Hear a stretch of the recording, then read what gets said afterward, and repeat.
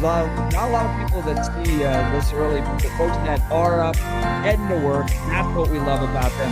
Look, he's woke up in the greatest country in history. Let's get after it. We've got a whole show planned for you of engaging discussions, critical analysis, but most importantly, your phone calls and texts, because this is where Denver's voice is heard loud and clear. So grab a cup of coffee, Denver. Let's dive into the issues that matter most to you right here, right now. Coming up after news and comment with Blake Olson, Anaf Kalam is going to join us. He's a digital media specialist with the Middle East Forum, but he writes for Rocky Mountain Voice. Give folks a sense of what Rocky Mountain Voice is. Thanks, Jeff. Well, after the governor's race, I thought about why is Colorado going so left? Like, what is actually happening? Yes. And one of the things that you're very familiar with is that Kyle Clark and the Denver Post and their cabal runs the narrative in Colorado. I mean, people do not hear about anything unless they want you to hear about it. Right. So I thought, it's time to bring a new party to town, new sheriffs in town. So we started our own conservative media platform. We say we're unabashedly right of center, and Rocky Mountain Voice is a website, but it aggregates news. So we bring in all the best conservative voices, which we're going to hear from some this morning. We like to say we're a citizen-led conservative news outlet. So we have over 30 writers across the state. Wow. They're just everyday citizens that are writing about the issues they care about. And then we have a great editor, Brian Porter, who ran all the Northeastern Colorado papers for many years from Fort Morgan. And he got slammed just for coming over to help you out. Oh, he got forced to resign as the president of the Colorado Press Association. Jeez. I mean, like I raise this all the time. Like, Channel 9 was the gold standard, right? If you grew up in Colorado, it's what you watched. Adele Arakawa, it was great. And then, Kyle Clark and the rest of them took it over and ran it into the ground. I don't know how you survive when your viewership is just half the voting population of the state and the other half really doesn't like you, right? Like, how do you run a general news operation that way? But and I raise this question all the time, which is, why hasn't Channel 2, 31, 7, 4, or anybody else stepped up to go, we're going to do it better. We're not going to be nearly as progressive as Channel 9 is. And nobody does it. And it's because they're all in this kind of cabal together. They are, right? And they feed off of each other. So I would do an interview with one of them. I'd do a 30, 45-minute interview. We'd talk about all kinds of policy issues. And the headline would come out like, Heidi's an election denier. And we didn't even talk about election integrity. And then all of a sudden, all the other outlets would put the same headline up, and they just follow in lockstep. So we want to break that. We've got over 150,000 followers that read our newsletter every day, the Mountain Minute. 150,000? Yep. Mostly conservative voters in Colorado. Wow. And we're growing very quickly, probably about 1,000 a week. And it's so much fun. It's so fun to push back and break that narrative that they like to just brainwash Colorado with. Yeah. I'm so glad you're doing that. So I'm going to put this up on x.com/Jeff Hunt. I'll have a link there to where you can subscribe to this newsletter and get a chance to read it. It comes out. Does it come out every day? It's 5 times a week. Five times a week. Sunday digest, and it's free. Oh, great. No charge. No, we don't sell your data. Everything's very secure. And we just want you to get the real news every day. It's a 5-minute read. It's super quick. You can click through to the articles. So what I love about today, by the way, you can watch us on video at 710KNUS on YouTube, on X, on Rumble, all that. We'll be broadcasting there. I know that today, folks over at like Colorado Times Recorder and the rest of them are all sitting there. They're going to be watching all 3 hours of you today. Well, you two, when you get you and I together, right. They're like, get the popcorn. We have so many stories to write after this episode. I know. We provide all this content for them and they just make stuff up. It's just amazing. By the way, one time Heidi Beadle was at the RNC. Heidi, the bane of my existence. Heidi writes for Colorado Times Recorder, and Heidi was walking by and takes this like secret picture. Just tries to take a picture of me doing my broadcast at the the Colorado GOP State Assembly, and then tries to walk away really quick. I'm like, Heidi, I saw that. You need to come say hi to me and not be so secretive. And so Heidi walked over and we're not mean people, but we're like the happy warriors, little conservatives, just trying to keep the state from going crazy progressive. And then they just write all these nasty articles. But they're paid to do that. That's exactly right. They literally are paid by Jared Polis and his billionaire gang to run a fake news outlet. And what they do, they don't have a lot of followers. When they put a story out, you know this, but I'm going to tell your audience. They put a story out and they don't get much traction, but then Kyle Clark shares picks it up. And That's all the little liberal sycophants share it. Yep. And it's their excuse to get the dirty stuff out, not real stuff, just made up stuff. Yep. It's really brilliant, to be honest. Yeah. And it's been effective. Turning the state radically blue. That's why I think it's really important for people to push back. I think that the top people you got to push back on right now, and X provided this platform. I don't think if Elon Musk hadn't purchased X, Donald Trump would be president. I don't either. Right? I agree. It was critical. So X is the media now. Channel 9, everybody else is losing viewers in big ways. Jeff, they've got Blue Sky. That's their new little platform that's going to die in a year. I know. So, but when you get on X, and I tell folks, I spoke at Parker Conservatives the other day about this, do this.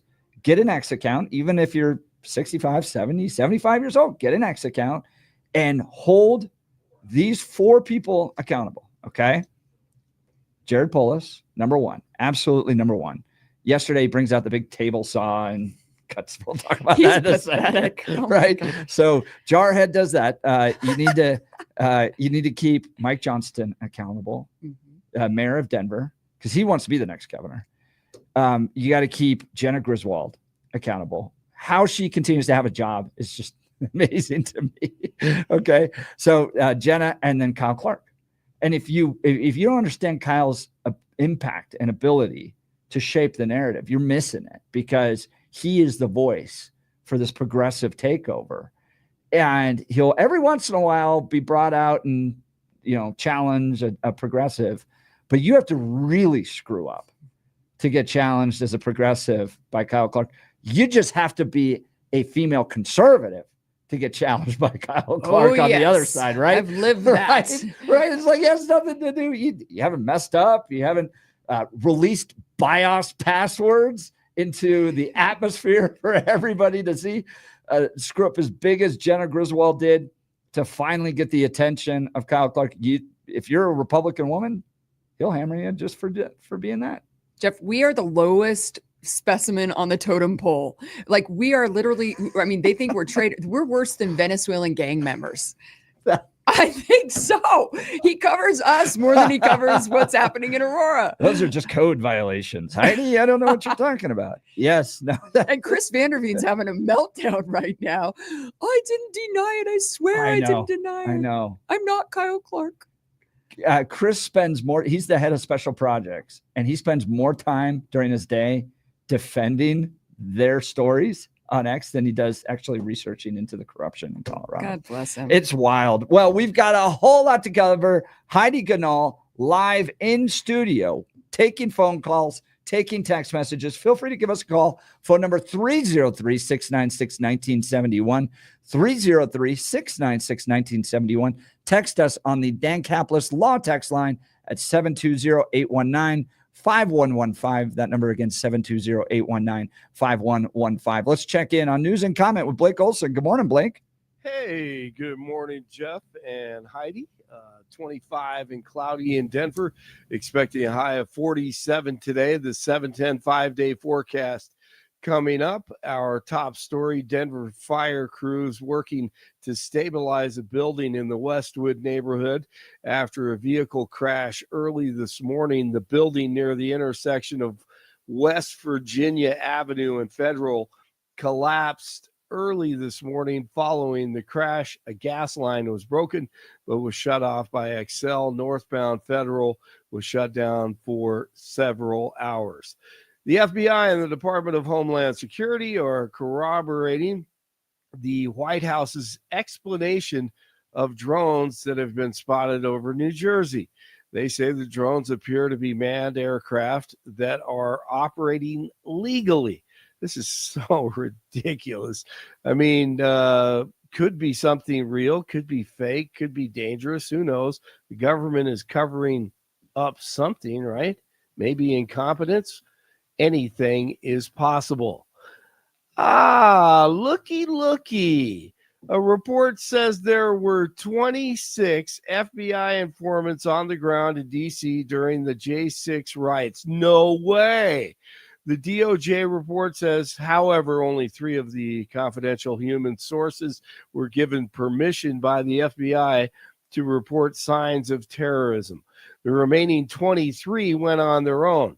Carrie Urban on Fox with the best question. But if you remember, anyone who even raised the possibility that there were paid FBI spies part of what happened, who were part of what happened on January 6th, they were deemed crazy, conspiracy theorists, and the like. Why so many?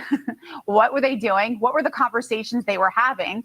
And if they were, in fact, according to the IG and the FBI, not authorized to be there, then why weren't they prosecuted like everybody else who were prosecuted for similar issues? Exactly. Why aren't these guys in prison or charged? Why? Well, I think we know the reason why. Today's conservative conspiracy is tomorrow's truth.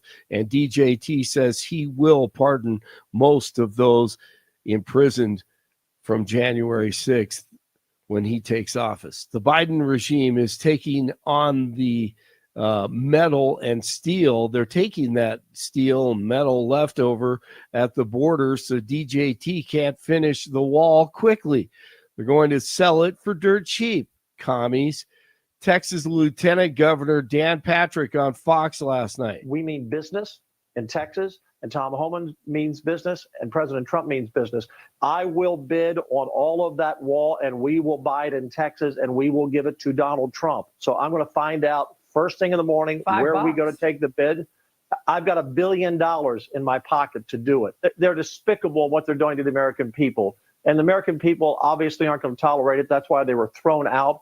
But the idea, we've been trying to buy this wall from them for 4 years, and they wouldn't sell it to us. And you know what? I'm going to check in with our Department of Public Safety. Maybe we need to start pulling over these trucks to be sure they don't have too much weight on those trucks. Maybe these trucks need to be slowed down. The taxpayers paid for this. I agree. Great idea. Sleepy Joe is commuting 1,500 sentences, of course, and pardoning 39 individuals, including a man from Denver. 58-year-old Johnny Earl Williams of Denver has been pardoned after being convicted of a nonviolent offense. Williams has worked as an addiction counselor and criminal justice specialist in the years since his conviction. Now, kind of hidden in all of this, in all these cases, was a man convicted of having 47,000 child porn images, says the old millennial on X. One of the people he just granted clemency to was a man named Shanlin Jin. Mr. Shanlin Jin was arrested in January of 2021 for being in possession of more than 47,000 images of child porn. At Jin's trial, an FBI agent testified that Jin was connected to some very high-level members of the Chinese Communist Party. Now, not only did they discover that his IP address was used in sharing child porn through a peer-to-peer network, but they also found videos on his home computer depicting the essay of an infant by a grown man. Sexual abuse. Then when they actually executed the search warrant on his house, they found even more videos of infants and toddlers being raped by grown men. That's horrific. Over 230,000 bottles of antidepressants are being recalled over a possible cancerous chemical. The antidepressant called Duloxetine was recently classified by the FDA as a class 2 risk, but is the agency's second most severe level because it could have temporarily or medically been reversible and adverse health consequences. So keep an eye on that antidepressant. The woman who claimed she was raped by 3 members of Duke University's lacrosse team nearly 20 years ago now says that she made up the whole story. Crystal Mangum said that she testified falsely against the students by saying they raped her while she was working as a stripper. Governor Roy Cooper, of course, who was serving as state attorney general at the time, dismissed all charges against the men for lack of evidence. News brought to you by Lair Fireplace and Patio, Denver's premier source for everything fireplace, patio, and grills, locally owned and operated since 1954, online at lairfireplacepatio.com. 24 in Westminster, 23 in Parker, 25 in Denver. Jeff and Billy continue, but Heidi's in this morning. It is Friday, TGIF, Blake Olson, News Talk 710, KNUS. A mix of clouds, sun, and some fluctuating temperatures here in Denver along the Front Range today through the weekend. A series of Pacific waves will come through, but they're mainly going to affect the high country. The high country will be in and out of snow showers between now and Tuesday. Here on the Front Range, we'll be in the upper 40s today, low to mid-50s tomorrow and Sunday, cooling to the 40s for Monday, a little bit colder on Tuesday. Do expect some breezy periods and alternating days of sun and clouds. I'm meteorologist Don Day in the 710 KNUS Weather Center.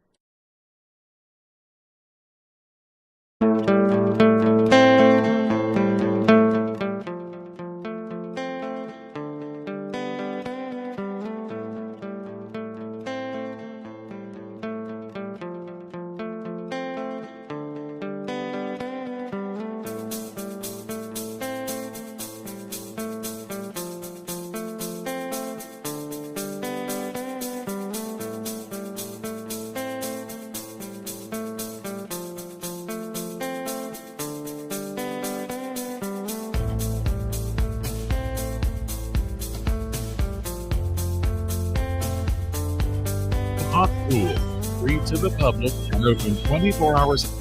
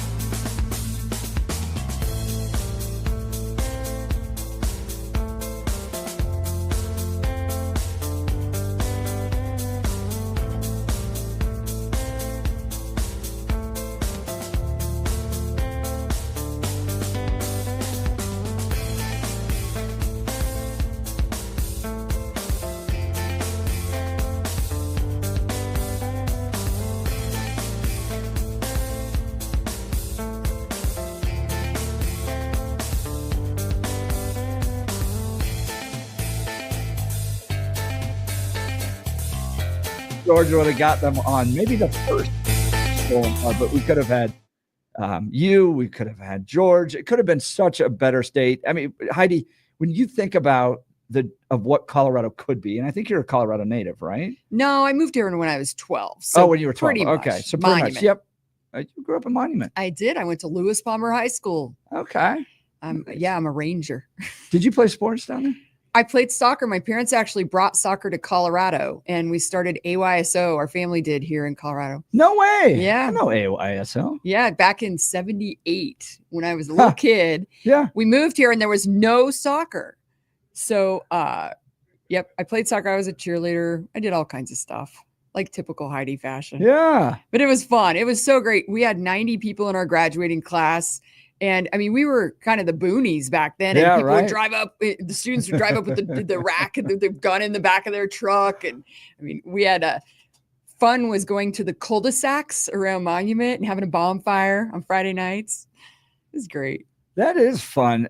So when you think about where we are now, you see all the challenges and all the problems. I mean, it's just getting worse and worse. We went from Colorado was number 5 in its economy, its ability to pay people, its GDP, all the stuff. We're now number 41. We're one of the most regulated states in the entire country. Colorado. Like there was a western side to us. Mm-hmm. And now we're one of the most regulated states. You put skin in the game. You went up against one of the most well-funded, powerful Democrats in the country, in the world, with a net worth of $400 million. You were willing to put skin in the game and try to stop him.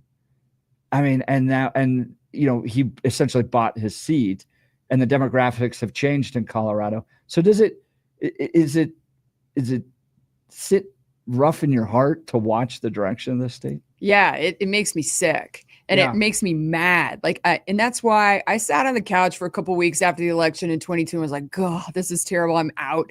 And then 2 weeks later, I'm like, get your silly rear end off the couch and go back and fight, because I learned so much in the governor's race about all the gaps that we have. Yes. And I was like, if I don't speak up and teach people how to do things differently, because I know the insider baseball now, Right. It's a shame. So that's what I did. And I went and traveled around and talked to different states that have flipped more red than blue and figured out, like, what are you doing? What are you tactically doing to turn things around? And I learned some amazing things. And one of the things I learned was that there's 3 really pushes we've got to do: money, message, and movement. We've got to rebuild our movement, get them working together. We've got to get the donors engaged and hopeful again so that we can compete against the Democrats. And our messaging has to be right. We've got to reach across, the aisle per se, and bring more people into the party. And if we can do those 3 things, we'll win elections again. Well, let's talk about the donor side of it. I raised millions of dollars, Western Conservative Summit, Centennial Institute, many from Christian conservative donors who want to be active in the public square. So I understand who they are. Many of them, almost all of them, business people, right? And so their entire world view is investment, and they don't want to invest in losing operations, right? And when you look at Republicans right now, that we're just losing in the state. And I fortunately, in some of these congressional races and in the state house, we finally got some back. We got Gabe Evans elected, and we got the Republicans in the House. By the way, Rose Puglisi doing a great job. Yeah, Big Rose fan of Rose. I agree. And she won 3 seats. And so Republicans are starting to crawl their way back. But what I've told Dave Williams when Dave got elected to chairman of the GOP was just get some wins. Get any wins. Get city council, get mayors, get county commissioners, get school board wins, because donors want to see momentum. And when you have a losing operation, like let's say the Denver Broncos for years, the natural inclination when you lose is to start to point fingers. That's what's happening in the Republican Party right now, right? Is everyone's pointing fingers. It's your fault. It's your fault. It's the water boy's fault over there. He's the reason we're losing. And so everybody starts to point fingers and get frustrated. And if you can start to get a little bit of wins. And your post yesterday on X was get involved in the school board, get involved locally, look up the next county commissioners meeting, that type of thing. That's not a little passive thing to do. That's actually really, really, really important to getting the state back. Talk to us about that. Yeah, it's basic blocking and tackling. Yes. I know everybody wants this great candidate to come in statewide and turn things around. And we've tried that over and over. It doesn't work. You got to go back to your local community and quit waiting for some leader to come in and change things. You are the leader of your neighborhood. And if you can just take charge and start bringing people together for barbecues, get-togethers, go to your city council meetings, your county commissioner meetings, your school board meetings, show up, get people engaged, start a community on Facebook or Twitter, start talking in your neighborhood, know who your precinct leader is. That's really important. Even if you're an unaffiliated and you're conservative, find out who your precinct leader is. Just call your county GOP. It doesn't mean you have to get all in on the GOP, but you have to get to know your neighbors. And that's where winning again will start. Yes. So for decades, and I know this because I ran the Western Conservative Summit for 8 years, conservatives love speakers. They love messaging. They get really excited about it. I had to get the exact right speakers. And if I did, then people would show up. If I didn't get the right speakers, I couldn't sell tickets. So I had to work really hard, and people changed. Like one year, Mike Pence was a big speaker, right? He's a VP nominee. Now I'm not so sure. I don't think he could get 30 people to show up at an event in Colorado right now. Riley Gaines. Nobody knew who she was in 16, 17, 18. By 2021, 2022, she was like the speaker that everybody wanted to hear from, right? And so that's how it changes in the conservative world. You go over to the progressive world at their conferences, they talk process. Like, we're going to get together and talk about how we're going to ballot harvest and voter contact. They obsess over it. It's crazy. What you saw in this first election, finally, and I put it all on Scott Pressler and Charlie Kirk. They got it. and went out there and did the operation side of it, Yep. right? It wasn't about the next hot podcast. It wasn't about the next big speaker at the event that we were all going to go to. It was voter contact. We're going to go register people that aren't registered to vote. The Amish, we're going to go talk to low propensity voters and show up and get their ballot. If this is the way the Democrats have set up the game with ballot harvesting and all that stuff, we're going to play it better than they do. And we won. That's Charlie and Scott are doing amazing work, and that's what we're trying to do in Colorado. We're working with, I'm working with Charlie and Turning Point. I've been trying to reach out to Scott to get him to help in Colorado. We've built this Road to Red initiative, and we believe you can rebuild the grassroots movement one group at a time. So we're focusing on all the great little groups across the state that are conservative or libertarian, and we're giving them free support and services, technology, and data to get bigger and stronger. And hopefully, if you go from 100 groups with 100 members to 100 groups to 1,000 members, you've got your army, right? Yes. By 26. That's well, and it takes everybody. So this is why I don't get into the GOP Civil War stuff. Okay. I grew up in Cherry Hills. So, and I ran an organization. You don't have Cherry Hills Republican donors, hard to do anything. That's right. That's Like you need them at the table. Oh, but does the grassroots get mad when you take money in any project? You know, it's like you're an establishment hack. You're a rhino. You're on the Rhino Watch Hall of Fame. Well, I mean, you need them at the table, and you need the grassroots at the table because Cherry Hills Republicans aren't going to go knock doors. They're not out there at the phone bank operation. They're not going to do ballot harvesting. So it's a combination. And I often joke that it's kind of like we forgot how the book, How to Win Friends and Influence People, that you win when everybody's moving with you. We're all on the bus together, all that. So, but I will tell you the most vicious response I've gotten typically comes from the former establishment Republicans. Yeah. Right. Me too. Like, why haven't you joined the Civil War to go after the grassroots conservatives? I'm like, because we need them. And we are them, Jeff. Exactly. When they go to war with them, they are us.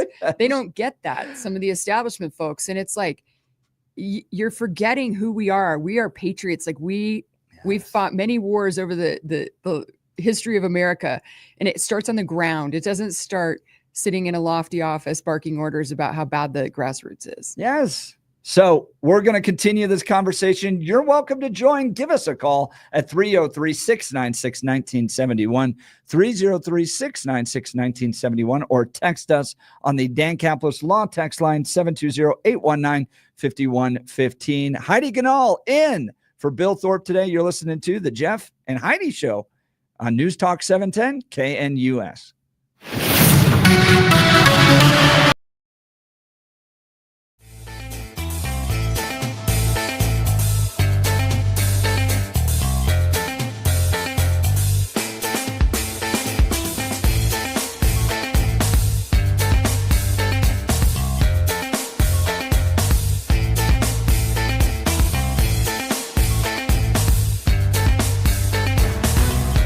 This hour, I'm Christina Aguayo in Dallas, and here are your top stories.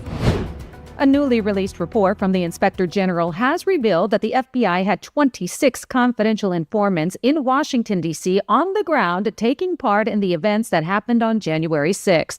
Of those, 13 entered the restricted area on Capitol Hill during the event, and 4 went inside of the Capitol itself, according to the report.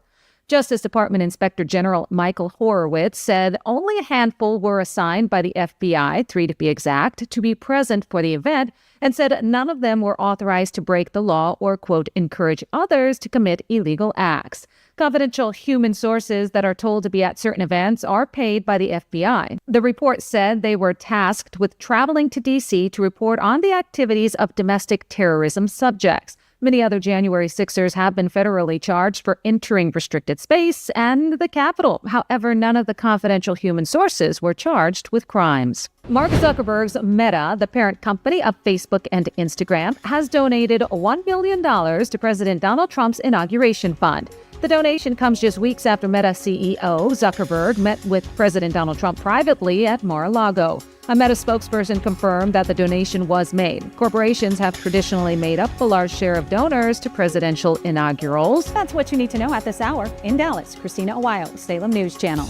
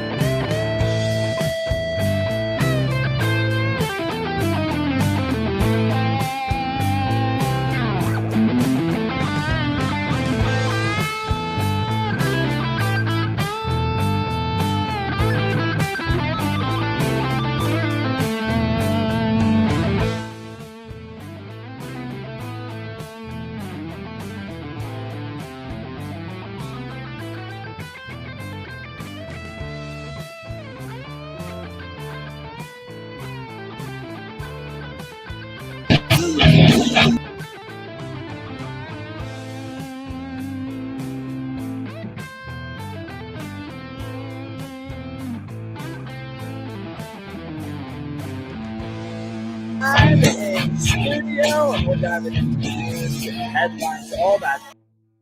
Rocking that place. This is where Heidi put her energy, her passion. But they've got the ability to cover local, state, national news, as well as commentary. You can listen to podcasts. You can watch clips there. They've got a speakers bureau. So if you're a local conservative organization and you want to bring in a speaker, you don't know where to start. It's not easy. Believe me, I've had to chase down everything. By the way, the way I got Trump in 2016, because he had just launched, right? And we brought him out for the 2016 I remember. Western I was there. Conservative It was Summit. awesome. So how do you get a hold of Donald Trump, right? Like, what do you start? And he didn't have an operation at all. So I went and found a press release, and I saw how they structured their emails for the organization. It was first name dot last name at donaldjtrump.com or something like that. And then I found a list of his campaign staff. And so I just went name by name and just cold emailed Corey.Lewandowski at donaldjtrump.com. Have you ever used Reddit? Yes, So, he's back involved. Yeah, Corey's back involved. I ran into him and Christy Nome. He was helping Christy Nome for a while. But we could talk that. Since you're a dog owner and I raised Colorado mountain dogs. But but you don't, I just had to go and cold email the entire organization to try to find somebody and then talk to them about coming out to the Western Conservative Summit. And if you're just running a local grassroots organization, you don't have the time and energy to do that. So you put together the Speakers Bureau too, right? Yeah. And if anyone wants to be part of the Speakers Bureau, I mean, it's awesome. We need speakers all over the state on all kinds of different topics. Just send us your bio, your profile, what you want to speak about. We'll put you up there. There you go. And that could help. So, all right, let's talk Jared Polis and the effort to cut his regulations. He brings out this table saw yesterday, and this is what he writes. I'm excited to take this action today, reducing paperwork and bureaucracy to repeal 208 executive orders dating back to 1920. This is part of our work to make the government more efficient. Outdated executive orders can add confusion and unnecessary or even counterproductive work. This isn't the end of the road for the 208 executive orders I am rescinding today. The paper they were printed on will be recycled and turned into a beautiful collage reflecting Colorado's iconic landscape, made by the talented Colorado artist Joe Molina, which I will display in the governor's office to remind visitors of the ongoing need to cut waste and make government more efficient. So if you go to my X account, I retweeted this. This is hilarious. So Jarhead puts little glasses on, and he has this table saw. I don't even think it's an actual table saw. Some people were pointing out on X it's not, but it looks like one. And then he brings this big package of executive orders, 208 of them, and he saws down on them and then sprays the paper up and all that stuff. And then he gets happy and he gives a speech. Okay. So that's Jared Polis. What I would like to point out is that just the day before, the Colorado Chamber of Commerce found not that we have 208 executive orders that are outdated, but 200,000 regulations that are excessive or duplicative. 200,000 versus 208. That means Jarhead, with his little table saw and the little show that he put on yesterday, tackled 1%. Not of all the regulations, but 1% of the excessive and duplicative regulations. 1%. Heidi, I want people to think about what Colorado could be. Do you think as governor, you would have taken on 1% of the regulations that are duplicative and excessive? Doge, baby. I would be the Doge governor. And I ran on reducing the size of the bureaucracy 10% a year for my first term. So 40%, I wanted to cut the bureaucracy in Colorado. And that means going to 40%. Yeah, that was one of my campaign themes. And I got mocked and laughed at and told that was ridiculous. And I'm like, who's calling it ridiculous now that Elon wants to do it? But we also wanted to take Colorado to zero income tax. And Dean Singleton, remember the previous editor, publisher of Denver Post? Yep. He did a town hall with Colorado Concern, which is usually pretty reasonable group. Mike Kopp was running it for a while. So they have me up there right before Polis is up there, and he goes, "Your plan for zero income tax is bullshit." And I was like, "I'm sorry, what?" Can I say that on the radio? Sorry, Jeff. The dump word. Dean Singleton says that to me, and I'm like, well, I think that a lot of people in Colorado think the government is that word. Yeah. And it turned into this big thing. And then Jared Polis comes out right after he gets elected. "I really like the idea of zero income tax." I was like, you guys. But yeah, I mean, this is how Jared Polis does his dirty work. He gets to act all libertarian, and then he has all of his bureaucrats do all the stuff. And so take COVID for an example, Jefferson County Public Health Department.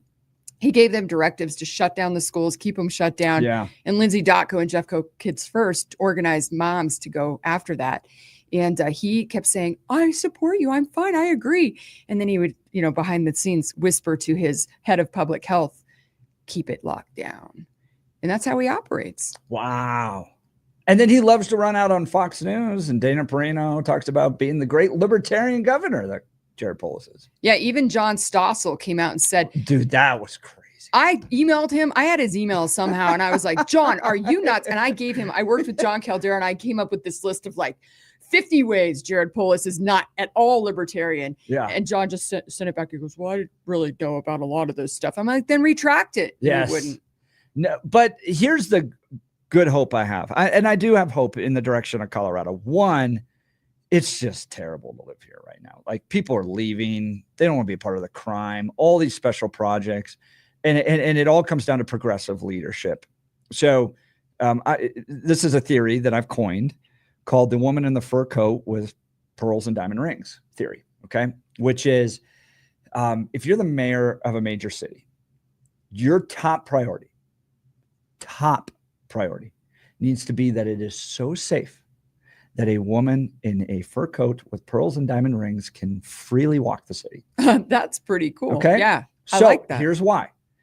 Because in the city of Denver, half of your entire revenue comes from sales tax, which means that you only get money into your coffers for all your little progressive programs if people visit the city. They don't visit the city, you don't have the money to be able to go provide affordable housing, for instance, or homeless hotels or care for illegal immigrants, which is Mike Johnston's priorities. If you look at his budget, he has as much money for illegal immigrants in 2025. In fact, more money than he has for recruiting and training new police officers. So they flip the narrative. They get it wrong. Progressives get it wrong because they'll put the special projects up first, right? Like, I want to do housing first. I want to do affordable housing. I want to do illegal immigrants. I want to take all that. Okay. But the math, and this isn't being racist or classist or whatever. The math requires that the Cherry Hills woman in a fur coat with pearls and diamond rings can walk freely, because if she's not going to your plays, if they're not going to the Nuggets game, if they're not visiting the restaurants, you don't even have the money to be able to do your special projects. And Mike Johnston's budget, if you look at it, he's cutting because the sales tax isn't there. The people aren't coming to the city anymore. So progressives get the state backwards. They prioritize these special projects, and it's just not a good state to live in anymore. Nobody wants to go to Denver. People are fleeing the state of Colorado. So I have hope that things are going to turn around a little bit in the state. I think it's going to take years to do that, but that's one of my hopes. And then my second hope, and this is borne out in history, is that Democrats from Colorado can't make the national stage. Remember, Mike Bennett and John Hickenlooper both ran for president and both got like 0.5%. Nobody really likes him. So I think we're at the end of Jared Polis's career. I don't know what he does. I'm going to make sure that's my mission. I know so much about him. I know his Achilles heels. I know, his history. And so if he tries to take a shot at it, I'm going to be his worst enemy. Yeah. I'm going to be very vocal and Dana about Perino, you better put Heidi Canal on, not calling Jared Polis this great libertarian governor. You need to get the truth. All right, we'll continue this conversation. Heidi Ganahl live in studio as Bill Thorpe's out. You're listening to The Jeff and Bill Show.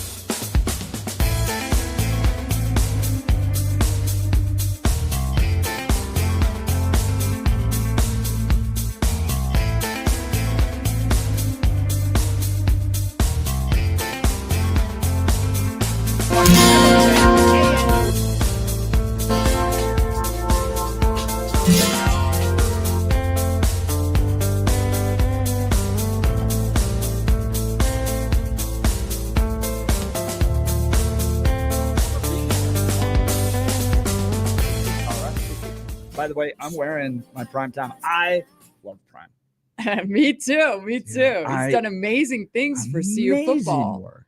and for CU generally. You know, Yes. all we talked about for 6 years on the Regent board, I finished up in like earlier last year, was diversity. That's all they wanted to talk about. And I was like, what is that? What does that mean? What does success look like? I was chair of the audit committee, and I would say, what is all this money? We're spending millions and millions of dollars on diversity. Tell me what that means as a business person. They could never answer the question. We bring Deion Sanders to CU and diversity is solved. It's literally solved. Well, we were talking about this yesterday because Caitlin Clark had the Time Athlete of the Year, and then she kind of went woke and talked about her white privilege and all that stuff. And I brought up Deion Sanders because he's winning, right? That's all that matters, is winning. And if Deion Sanders wants to hire predominantly black staff, okay, that doesn't bother me. Wants to most of his players want to be black, doesn't bother me either. I don't want to sit here with a ratio and take a guy like Deion Sanders and go, Deion, you know, there's not enough white people on your staff. Maybe we need to deal with that, or there's not enough Hispanic, or whatever it might be. I don't care. Win. He's built a winning program. It's awesome. And talks about Jesus all the time, and they can't do anything about it. I love the guy. Deion has an amazing story too. Yes. I mean, he was the speaker at Ace Scholarship. I helped Ace out for last year on some things, and it was one of the most well-attended, most popular luncheons Ace has ever done. I love it. He's just brought this air of like, you know, enough with all the culture battles. We just want to win, and that's what America wants. Right? I mean, America loves winners. It doesn't matter what the color of your skin is or what your religion is. It's all about let's have meritocracy. Yeah. Get it right. And let the cream rise to the top. You know, whatever it might be, whoever's the best, allow that to take place regardless of race. So that is exciting. So this weekend is the Heisman Trophy Award. Travis Hunter. I got to share this brief story. Was up with Frank McNulty, got a chance to go down on the field. Okay. One player ran up to my son, gave him a high five, tossed the ball to him. And my son's 11, by the way. Oh, one player did that out of all of them, which is fine. You know, a lot of them are in the game getting ready. I don't blame them for that. But the one player that did that, Travis Hunter, the star. So he gets it, what it's all about, which is the experience, the love of the game, being friendly to the people visiting, giving them. I mean, my son, for the rest of his life, will remember the time Travis Hunter tossed him a ball. And that's he got to throw beautiful. it back. I mean, right?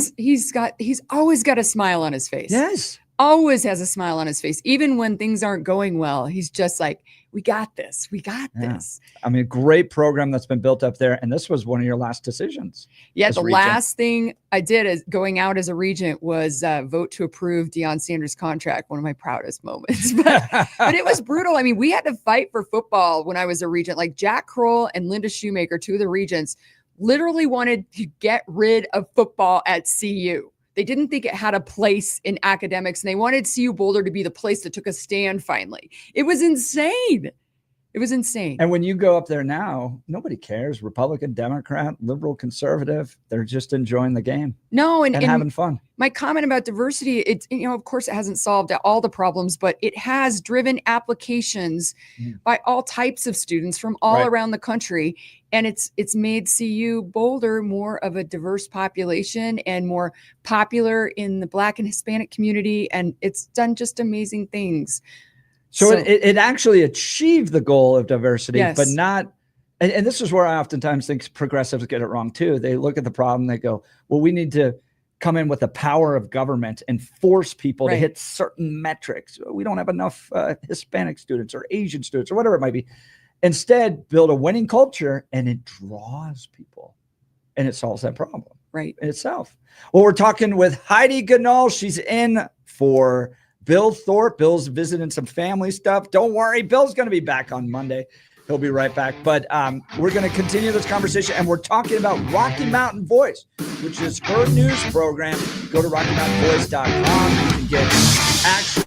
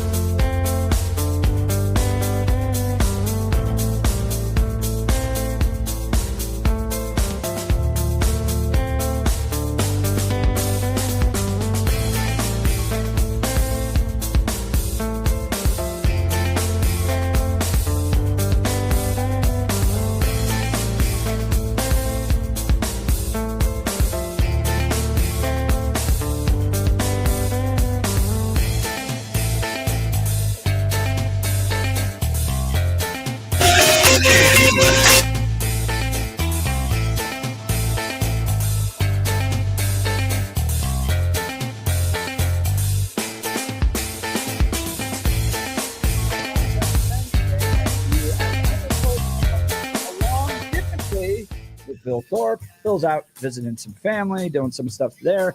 I know there's some folks that are like, we want Bill back. Others going,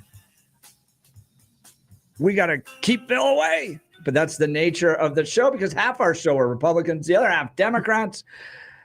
And that's the way we love it. There's no other show in Colorado like this. So don't worry, Bill will be back. So you can hammer him on Monday if you don't like where he stands, and you can celebrate him when he comes back on Monday, regardless. But joining me live in studio is Heidi Ganahl. You know the name. She was a regent at large. She was founder of Camp Bow Wow. And now, or most recently, was the Republican nominee for governor in 2022. Actually skin in the game to try to stop Jarhead Pulis. And I'm so very grateful you did that. That's big on the family. That's hard.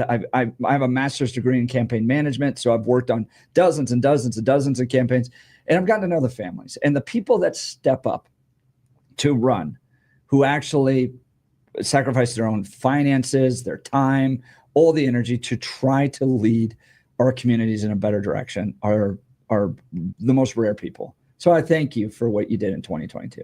Oh, thanks, Jeff. It was a blessing. We had an amazing time as a family and traveled the state. My kids got really involved. I mean, they loved it. They didn't love walking into the TV room and seeing me on screen getting attacked by Jared Polis. That really ticked them off. But they're my staunchest supporters, and they still have conversations at school about it. Holly, my high school one, has to kind of navigate whether it's a good idea or a bad idea to bring it up. But it was a great experience, and I learned so much about what's wrong in our approach to politics in Colorado and why we lose. So that's what I'm trying to do now, is get the word out about how we can do things differently. What I saw were the gaps as a business person, how we can solve those. And I think we've got a shot, but everybody's got to work together. You got to start at the local level. We've got to get donors invested again in a vision, a bigger vision. And that's it.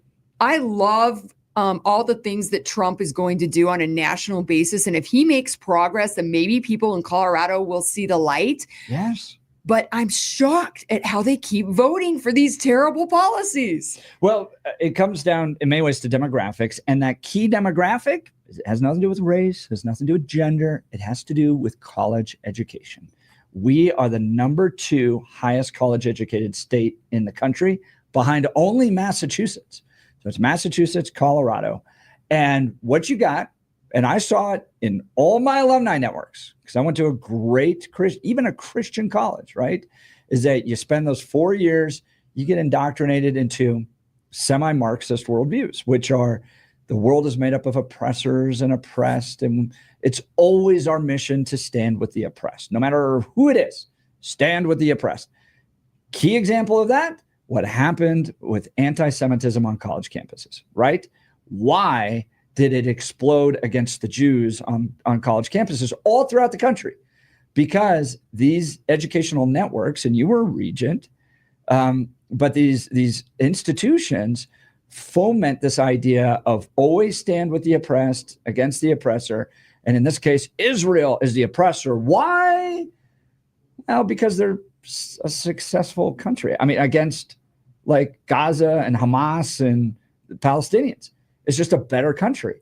And in that nature, it gets into this category of oppressor versus oppressed. And so they feel like they have to stand against the Jews. And it was horrible what they did to these Jewish students all over. Were you a regent when that exploded on college campuses? No, I finished in January 23, but I was a regent when conservatives were being canceled all over the place, and Charlie Kirk was protested, and any conservative that came to campus. We did a couple debates. One was Robert Kennedy Jr. against Alex Epstein about the moral case for fossil fuels. We did that in 2019. And we had a huge turnout. Kennedy was on the other side against the fossil fuels? Yeah. And he ended up talking about vaccines, but it's on YouTube. It's really fascinating. Yeah. I started the Free to Be Coalition at CU Boulder, at CU, the whole system. And what I wanted to do was model healthy debate for students. Yes. I could not get students to show up for a debate club to save my life. But when I held events like that, they would come and watch, and they'd walk out and be like, that was really cool. Like, it changed my mind on a few things. I'm like, that's exactly why you do debate. And RFK Jr., I got to spend a couple of days with him, traveling, kind of taking him around Colorado to the different campuses because we did different locations for the debate. He was fascinating and a very nice man. Yeah. Very staunch in his views, but always willing to defend them, even if it took heat. Yeah. And taught me a lot. We also did Nigel Farage versus Vicente Fox, the previous president of Mexico. I got to hang out with Nigel for a few days. It's so cool. He is awesome. He is a firecracker. I love that man. He's just really, really, he had a great impact on me. Yeah. And he can party. Oh my gosh. I mean, we couldn't keep up with him. Nigel Farage? Yes. The Englishman. Yes. Don't they go to bed The early Brits and love have their tea and cigars stuff? and whiskey. And they stay up to all hours Winston talking Churchill, politics. huh? Yeah. Oh man. One of my favorite places I've ever been around the world is the Winston Churchill Museum. It's amazing. If you go to London, you've got to go. And I don't travel a lot internationally, but it was one of the most impactful places I've ever visited. But going back to Colorado, that's the challenge we have. Is you have a lot of people that went through these indoctrination systems. They spent 4 years there, and bizarrely, they believe that somehow Republicans, who have zero power in the state, are the oppressors of the people. And so we're going to stand with the guy who has $400 million in net worth, Jared Polis, the Democrats who have every state office and have near super majorities in the House and Senate. That's who we're going to vote into office. I think that's part of it. And then two, this bizarre fixation with abortion, where no restrictions whatsoever, taxpayer funded, no parental notification. So your child can go abort your grandchild without notifying you that that's going to take place. What I mean, that is, we're not in the reasonableness of public policy discussions or debates. You have a doctor in Boulder who specifically executes children, is willing to do it solely based on sex. Right. The Atlantic article talks about this, about how Dr. Hearn is like, yeah, you want to kill a baby because it's a boy? All right. He doesn't even ask any questions. He doesn't ask any questions. It's like, That's whatever. right. He's done 40,000 of these. Late term abortions. He specializes in that. I did on election night. I was on the UK Channel 4. They flew me to DC to be a commentator. Yeah. I was on the panel. Get this, Jeff. I saw that. What's the guy? The guy from Chicago. I can't remember his name.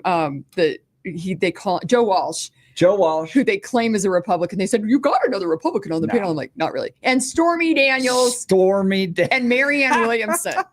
And they're like, late-term abortion does not happen. And I'm like, oh, believe me, I'm from the state where it happens all the time. They're like, that's a lie. That doesn't happen. It's weird. They don't believe there's it. literally articles in the Atlantic where the guy brags about doing late-term abortions and how important it is. And then you run into this bizarre, but never happens. You're like, what? Of course it happens. So you got an electorate that has gone through the college indoctrination factories and then is willing to sell out the state in every other aspect to have totally unrestricted abortion. It's just weird to me. Like, the state is suffering. Businesses are leaving, restaurants are closing, people are moving away, crime is high. You can't ignore it. 40,000 illegal immigrants came to our city. You can't ignore that. And yet at the same time, you're like, well, abortion.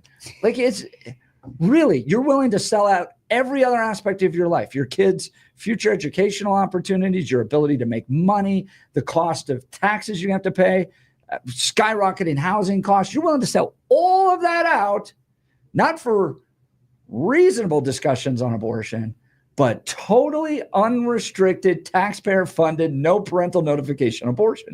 That's just weird to me. That's why I can't understand it. Well, the Democrats may have done us a favor putting it in the Constitution in a weird way, because why would it even be a topic in an election? There's nowhere to go. Right. There's no farther we can go. Yeah. And then I think we're frogs in boiling water in Colorado. Like, it's just the temperature. They keep turning up over the last 2 decades. That's how it's worked. And all of a sudden we're waking up.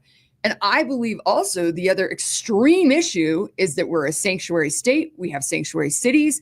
We're giving health care. Did you see that? To illegal immigrants over citizens. We've got single moms who can't get health care, and we're giving it to illegal immigrants. $51 million, 39 of that out of the general fund next year. And they're $1 billion in deficit in the budget. And they're going to give away $39 million to illegal immigrants here in Colorado. It makes no sense unless you're trying to create chaos and create Marxism, socialism, and give the heavy hand of government all the control in Colorado, which is what Jared Polis has really let happen. It's not that he advocates for it necessarily. It's all about just whatever's going to get him elected. Yeah. But he has to have that far left part of the party, right, Jeff? Yeah. You know this better right. than me on the campaign management side, but he's got to kowtow to them. Yeah.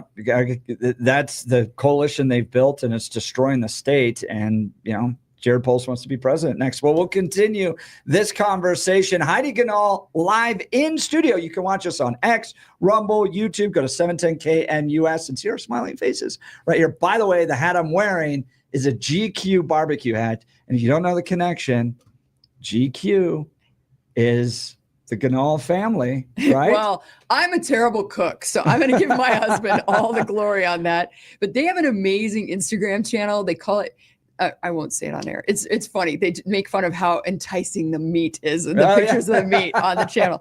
So go follow GQ Barbecue on Instagram. So, but that's your family's barbecue company. Your husband launched it. I went to the very first opening in Westminster. And I am a fan. I go all the time. But now you guys are at Coors Field. You're at Mile High. You've got openings all over the place. Rockies, CU right? Buffs. I think he's going into CSU Stadium. Yeah, you can get GQ everywhere. My favorite is the burnt ends, the brisket's amazing, the ribs. They have a special every day. And then they have ice cream farms. So they have incredible ice cream. They have like an ice cream sommelier, like an ice cream chef that comes in and creates these really cool flavors. So. Did you know Jason was this talented when you guys started dating? Of course, that's why I married him. Yeah. But he hadn't started all this. No, right? he's from St. Louis. He loved barbecue growing up. And when he came to Colorado, he's like, there's not really good barbecue. So he signed up to be a stay-at-home dad because I was running Camp Bow. And he's like, I want a hobby while I'm doing this, like while I'm raising Holly and our other kids or staying home with them. And he said, I'm going to start judging barbecue contests. I'm like, what? So every weekend he volunteers for the KCBS, the Kansas City Barbecue Society. Who knew there were 5,000 teams or so across the country? And then he's like, I think I can cook. I think I can do this. And he starts winning. And he won the Rocky Mountain Region Barbecue Championship. And then he's like, yeah, I'm going to start a restaurant. I'm like, Jason, that's a terrible idea. Restaurants are the worst businesses. I mean, like 3-4% margins. It's not much at all. No, but he did it. He's very successful. They serve great food. He has such an incredible culture at the restaurants. I'm really proud of him. No, it's the staff, amazing. I was there last night. I went to GQ because I was like, I'm going to pregame and get ready for this interview. I'm going to go. I went to the Lone Tree one over at Park Meadows. So the staff's great. Right. Always a great experience. They've got beer and whiskey and I was bad yesterday and ate all the cheese fries. Didn't eat much of my sandwich, but great food. And then the other time I was there, they ran out of barbecue, which happens sometimes. They do because they make it fresh every day. And so they try and calculate how many people are. But if you don't get there in time and it's a busy day, And what I ran up against was the entire Denver Broncos operation, the training camp, had put in an order for barbecue that day. And I had to compete with, guys that eat 10 times more than I could. So they ran out. But this isn't frozen food. This is actual barbecue. So they make a certain amount. If you get it, you get it. If you don't, you don't. And it is awesome. That is GQ Barbecue Restaurants. G like Ganahl, and then Q like barbecue, QUE. Check them out. They've got you guys are in Westminster, you're in Lone Tree, Belmar, Lakewood. Belmar, that's right. Opening a new one in Thornton in February off of 120th in York. actually contributing to the state, making it a better place by employing people. All right, let's check in on news and comment with Blake Olson. Good morning, Blake. Hey, good morning. Before I do that, can you ask Heidi if they're still coming to Timnath? Working on it, but man, the regulations, the cost, it's insane. Larimer And County, it's which is- Larimer, it's gone dark blue. Oh, so that's a 50-50, huh? We're not. We'll that's see. not- I think okay. Jason's going to make it happen. He's pretty I love tenacious. So I love it. I I'm say gonna the hope odds so. are good. That's what I heard you say last time, and I was all excited.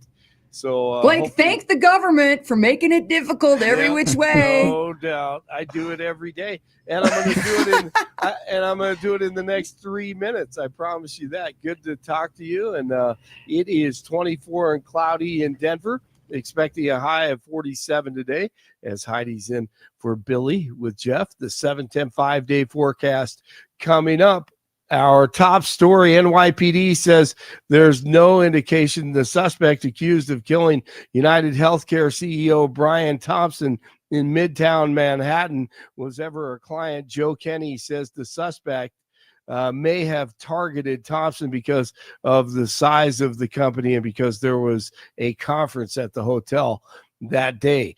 DJT says he'll pardon most of the J6 Capitol rioters right after he takes office. Trump said the pardons of those convicted of storming the Capitol would start in the first hour. He called them political prisoners.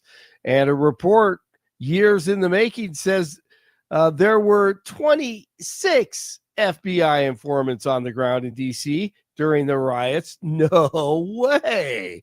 Wow. Who would have thunk it? However, the report says that only 3 of the confidential human sources were given permission by the Bureau to report signs of terrorism. The remaining 23 went on their own and wreaked havoc. Pretty obvious. Carrie Urban on Fox with the best question. But if you remember, anyone who even raised the possibility that there were paid FBI spies part of what happened, who were part of what happened on January 6th, they were deemed crazy, conspiracy theorists, and the like. Why so many?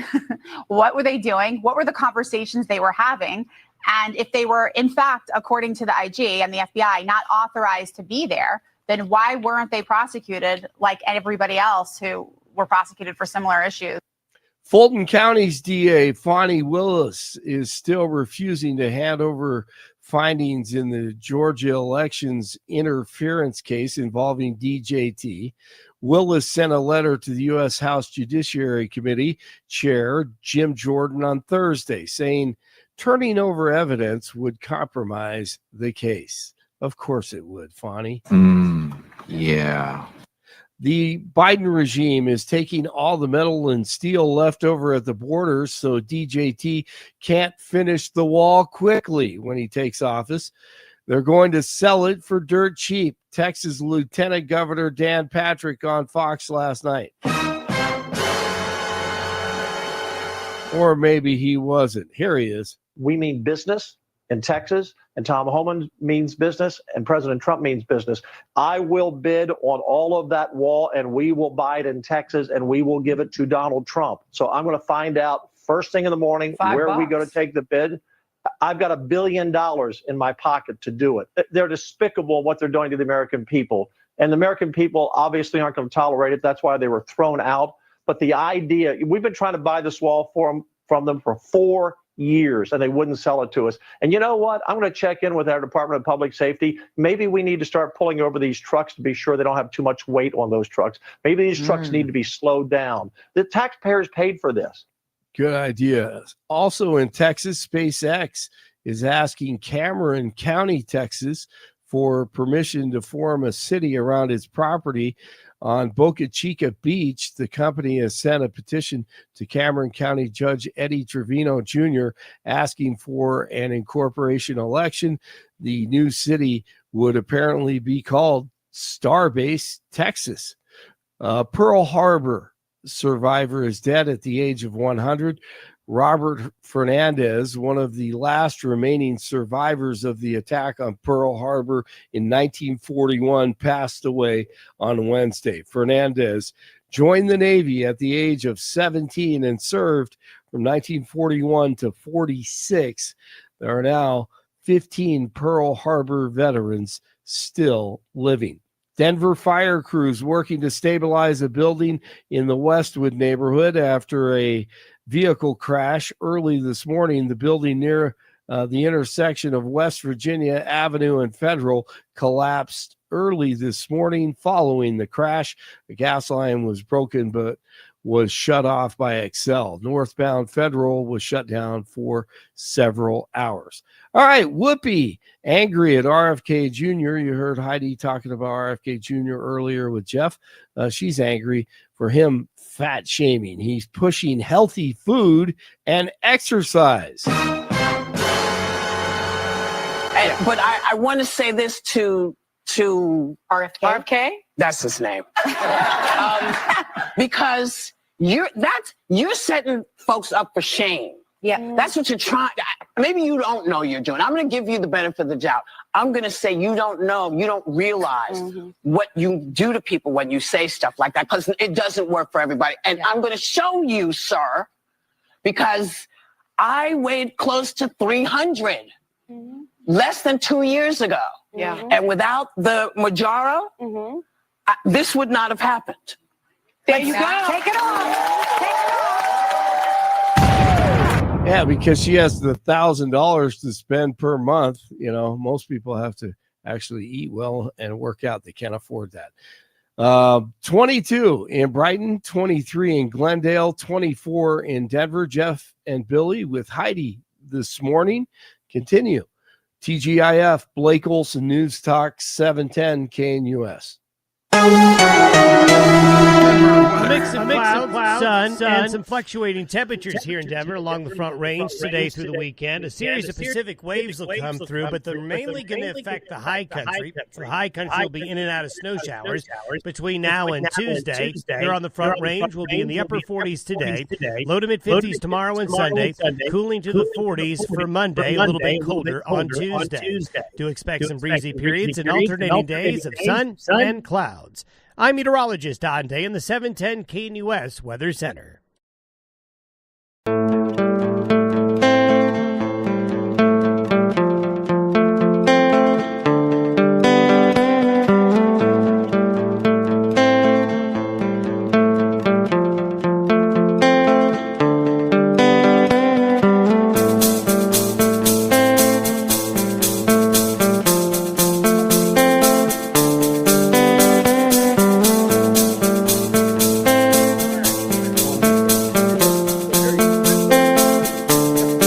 Heidi Ganal live in studio. She's the founder of Rocky Mountain Voice. By the way, you could sign up for the regular articles and emails by going to RockyMountainVoice.com. You're listening to the Jeff and Bill Show, News Talk 710 KNUS.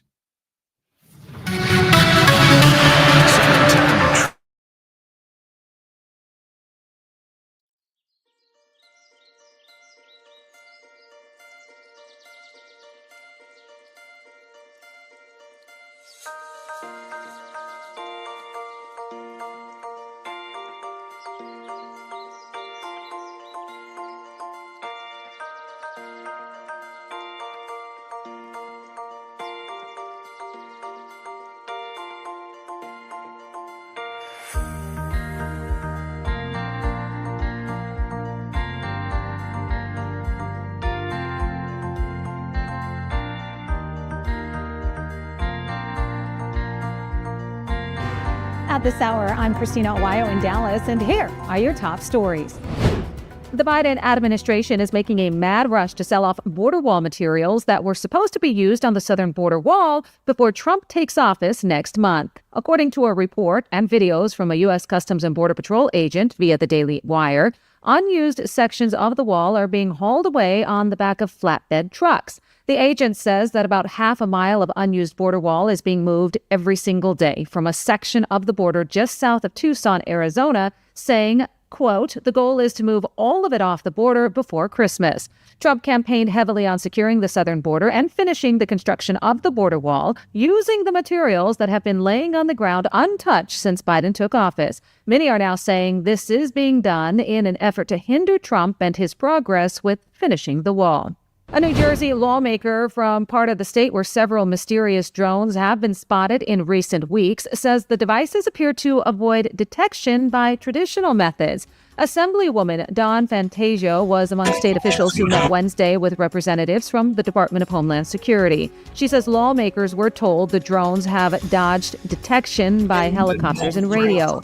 Fantasia says DHS described the devices as up to 6 feet in diameter and sometimes traveling with their lights off. That's what you need to know at this hour. In Dallas, Christina Awio, Salem News Channel.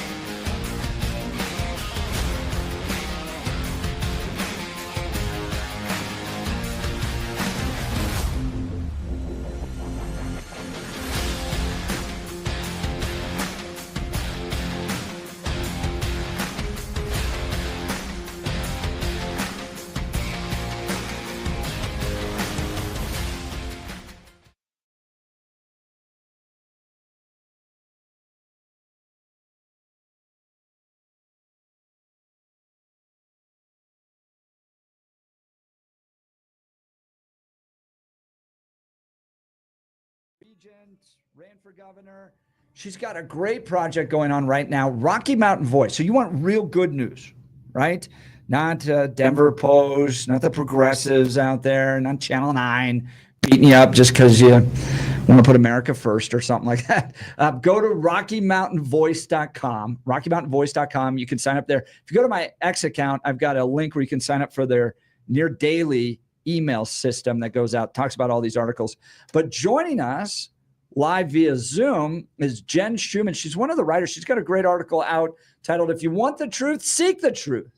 Mesa County Clerk Gross responds to article allegations. If you remember, Tina Peters, the former Mesa County clerk and Gold Star mother with a clean record, who's now served 2 months of a 9-year prison. 9 years. 9 years. Meanwhile, the taxpayers of Colorado are spending $100,000 a year paying Jenna Griswold's salary, who did this in part the same thing, released passwords that ended up online. But do better next time, Jenna. Do better next time. Tina was found guilty on 7 charges related to the unlawful access she granted to the county's election systems. Recent open records requests published by the Gateway Pundit reveal an alleged conflict of interest while facing political prosecution for investigating possible election data manipulation by the Secretary of State and Dominion voting systems, Clerk Peters was unknowingly working alongside county officials who were also Dominion contractors. What?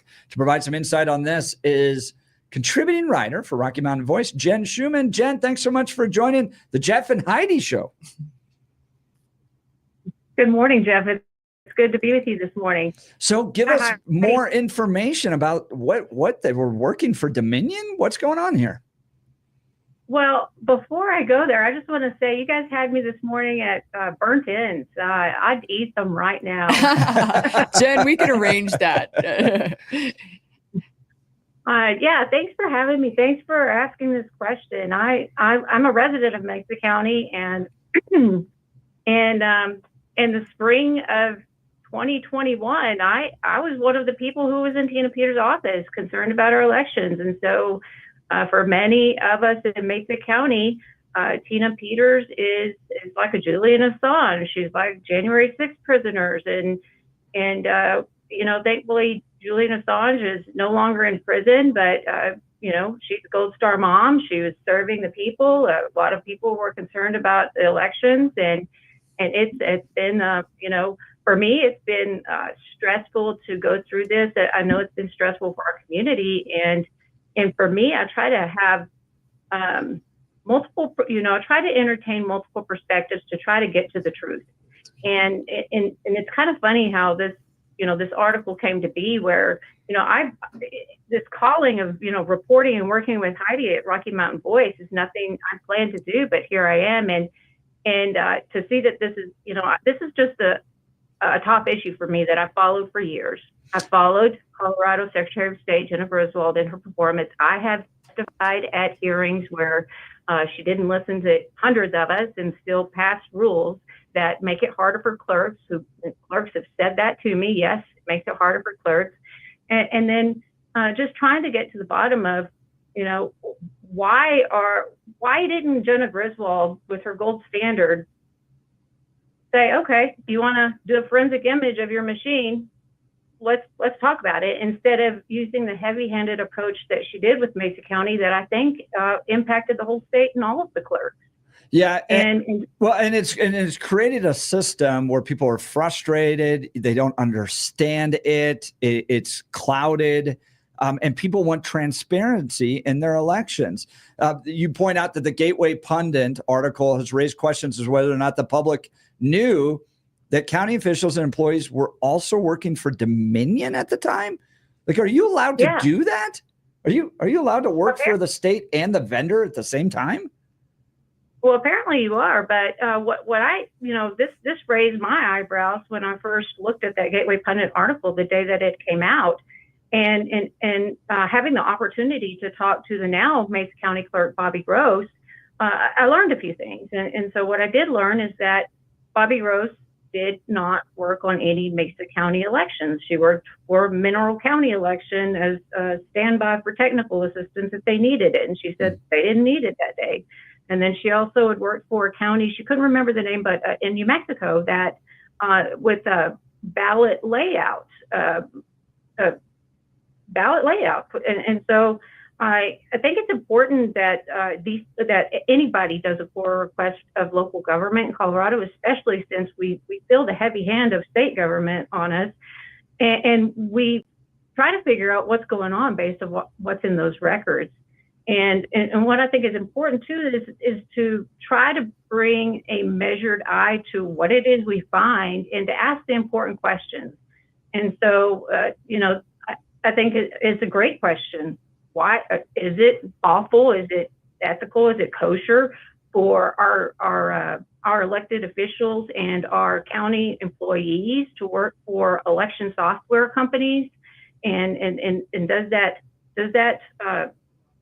challenge the public trust that's going on when we also, we have historical low trust in our elections. Yeah. And so we're talking with Jen Schumann. She's a contributing writer for Rocky Mountain Voice, one of her latest articles. If you want the truth, seek the truth. Mesa County Clerk Gross responds to article allegations. The article allegations coming from the Gateway Pundit. Let me just help people understand. the current county clerk of Mesa County is, what's her first name? Gross is the last name, right? Bobby Gross. Okay. So Bobby Gross did subcontract work for Dominion, you write, in 2020, but it was limited to providing ballot layout support for a county in New Mexico. She was hired through a temp agency and completed her task during evenings, weekends, and vacation time to avoid any overlap with her role in Mesa County. Gross said Dominion hired temporary subcontractors to help build out ballot layouts. My role was to create the layout, ensure accuracy, and return it to the county clerk for approval. I didn't touch anybody's equipment, never did, never would, Gross said. Her election day assignments in Colorado's Mineral County further illustrates the limited scope of her involvement. I was there to help if there were any issues, but if they didn't have any, I basically sat there all day until they were done tabulating and then came home. Jeff, can I say something? Like, I get what Bobby's saying, that it was limited and that she didn't touch any machines, but I call, like, this is not cool. You don't work contract with the vendor while you're supposed to be earning the trust of the community and as an elected official. I don't like that. Mm-hmm. And I know supposedly some of our other elected officials have worked or contracted with Dominion. Everyone knows that's breaking down trust. Its perception is our reality. So don't do it. Don't do it. As a regent, I didn't go to work for some vendor that supplied services to CU. That would have been really weird. Right, a conflict of interest. Yeah, I think it's a bad decision, whether it's legal or not. It's a bad decision. Right.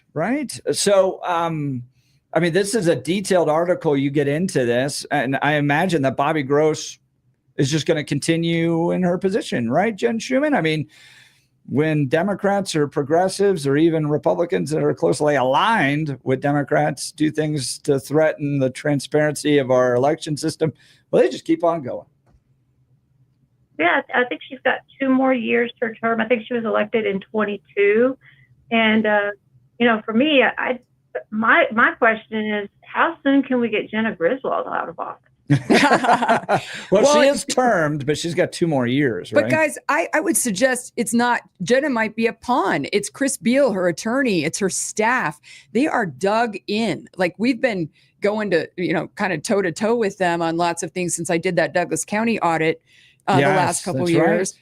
And they have been so incredibly not helpful, blocking us at every turn, but so is our Republican clerks, some of them. I live in Douglas County, and I've been trying to get a meeting with our clerk since we did the audit, and she was gracious enough to let us do things that other clerks didn't. We came in and scanned over 80,000 ballots with our own scanners, but it took a year and tens of thousands of dollars in legal fees to get there. And then I try and meet with her, and I try and meet with the commissioners, and I have not been able to make that happen since April of this year. Our commissioners will meet with our Douglas County commissioners. I've tried to meet with them. Wild. I've texted back and forth with Abe and Laura. Haven't talked to George about it, but I've asked them. I called them the night that they tried to do the recount, or the night before, saying, we need your help. And then the county clerk, the previous one, blocked us from doing the recount the way we wanted to. It's been a mess. And if that happens in a Republican-led county, one of the most important counties in the state, we've got big problems. Well, I think there's a few things happening here. One is that people have been wildly intimidated into silence through a lot of different lawsuits that are out there. But the other side is that the media won't really cover this. And I want to bring up, you did a whole press conference. I did, Jeff. When you pointed out that the Secretary of State was running around saying, no, these things can't connect to the internet. And you're like, no, they can. Right? I mean, you actually showed they can. Every headline of every community paper had some of the clerks, some Republican clerks, calling me reckless, and I was ruining the election, into like the trust in the election. Yeah, we found that there was remote Wi-Fi access in 12 counties, and there was 30,000 undeliverable ballots in the post office in 9 counties that are unaccounted for. Nobody knows what happened to them, where they are. That's That doesn't follow the law about how you're supposed to account for those. And then finally, we found that our Dropbox monitoring systems are ridiculous. They're ineffective. They don't work. The quality is very low. They're pointed in the wrong direction. So we stepped up and put together a citizen observer Dropbox program for the election. Had hundreds of people around the state trained in how to keep an eye on those Dropboxes, since our government isn't doing that job. Well, to your point, and I asked Wayne Williams about this one time. I'm like, the law says, no more than 10 ballots can be dropped off by a person. Okay. I said, Wayne, how do you know someone didn't drop off 11? They don't. Because it would be a violation of the law, right? That's right. So, and to your point, that's exactly what he said. Jeff, we don't. I'm like, okay, so if you don't know 11, you don't know 15. He's like, no. I'm like, if you don't know 15, you don't know 50. You don't know 50, you don't know 100. And I'm not saying, I don't have evidence that somebody's out dropping off 200 ballots. I don't have it. But neither do you. You don't know, right? So you just don't know. And we made a law and we're not enforcing it. That's right. There's lots of laws we're not enforcing around election integrity. Well, and this is what people have to understand about elections. Okay. So the team that's in power writes the rules to guide the election to maintain their power. Okay. You want an example of this? Prime example number one. Just go to California and try to implement a rule that says voter ID is necessary to vote in an election. We just want to see the ID. Okay. Democrats flip out about it. I mean, they go crazy. They go crazy to the point in California where they actually ban localities from even being able to think about passing a law that requires voter ID. Okay. So it's about controlling the rules of the game. Okay. So challenging the rules, questioning the rules, asking for transparency, pushing at one level. The idea that that is somehow election conspiracy, or that you're a nut that's out in the Netherlands of conspiracy theories, just because you want to challenge the rules that the other side is specifically manipulating in order to make sure that they continue to have elections that lean in their favor. That's where we lose on all this, right? And that is why you get the Kyle Clarks and everybody else that flips out when you even challenge them, because they're protecting their own. Yeah, and there are 3 voters in Mesa County whose votes didn't count because they didn't do the signature verification correctly. They got through. They went to say, hey, it's like, I want to vote. And they're like, you already voted. They're like, no, we didn't. Yeah. And they proved that those 3 ballots. And so we had an election in Colorado Springs just won by 3 votes. Yeah, that's exactly right. Well, and the system did catch those signatures originally, but I think it was a voter judge, right, that then let them through. Jeff, they only had, from what I know, they only had 1 person doing those signature evaluations. Wow. They're supposed to have 2. Wow. So lots of problems. Jen, is that the case? Is that right? But that's my understanding, and that's my memory on it. And then when Mesa County Clerk Bobby Gross, I heard that Jenna Griswold wanted to go public about this investigation right when she's knowing, maybe around that time, what is the exact timeline, that the BIOS password exposure is happening and has been happening for months. She's wanting to swoop down to Mesa County or do a press conference and press release or whatever about the Mesa County investigation about this ballot fraud of these 3 that got through and what's happening. And Bobby Gross herself asked, please do not do this because we have an investigation going on. And Bobby Gross told me herself that some of the details that Jenna Griswold shared in her press conference jeopardized the investigation. It's alerting to the bad players what it is that they knew, and she asked her not to, and she still went ahead instead of looking into the situation she was dealing with and talking to clerks about, hey, we have a situation, there's BIOS password exposure, let me talk to you about it. No, she's gaslighting and trying to point to Mesa County's issue so she doesn't have to deal with her own.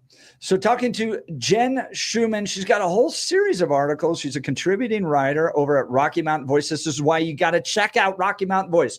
Go to RockyMountainVoice.com, sign up there, check out these great articles. She dives into this wild article from the Gateway Pundit that Bobby Gross, we're not alleging any impropriety, but she did work at one point for Dominion. And I think what the voters of Colorado deserve are quality election referees, county clerks, the Secretary of State, that can run free and fair elections that people can trust, that's transparent, that's accessible. When you have the Secretary of State saying, no, none of these can connect to the internet, and then you can show that they can connect to the internet. When they're like, oh, we're going to put you in jail for releasing passwords, then they release passwords. I mean, it's so broken that we need as citizens to hold them accountable and demand better. Jenna, thank you so much for taking time. Jen Schuman, thank you for taking time to join the Jeff and Heidi show today. My pleasure. You guys take care. All right. Again, Jen Schuman, you can read her articles over at Rocky Mountain Voice and dive into there and sign up for their daily emails. We'll continue with a very special edition of the Jeff and Bill show with Bill out and Heidi Ganal live in studio. You're listening to the Jeff and Bill show, News Talk 710 KNUS.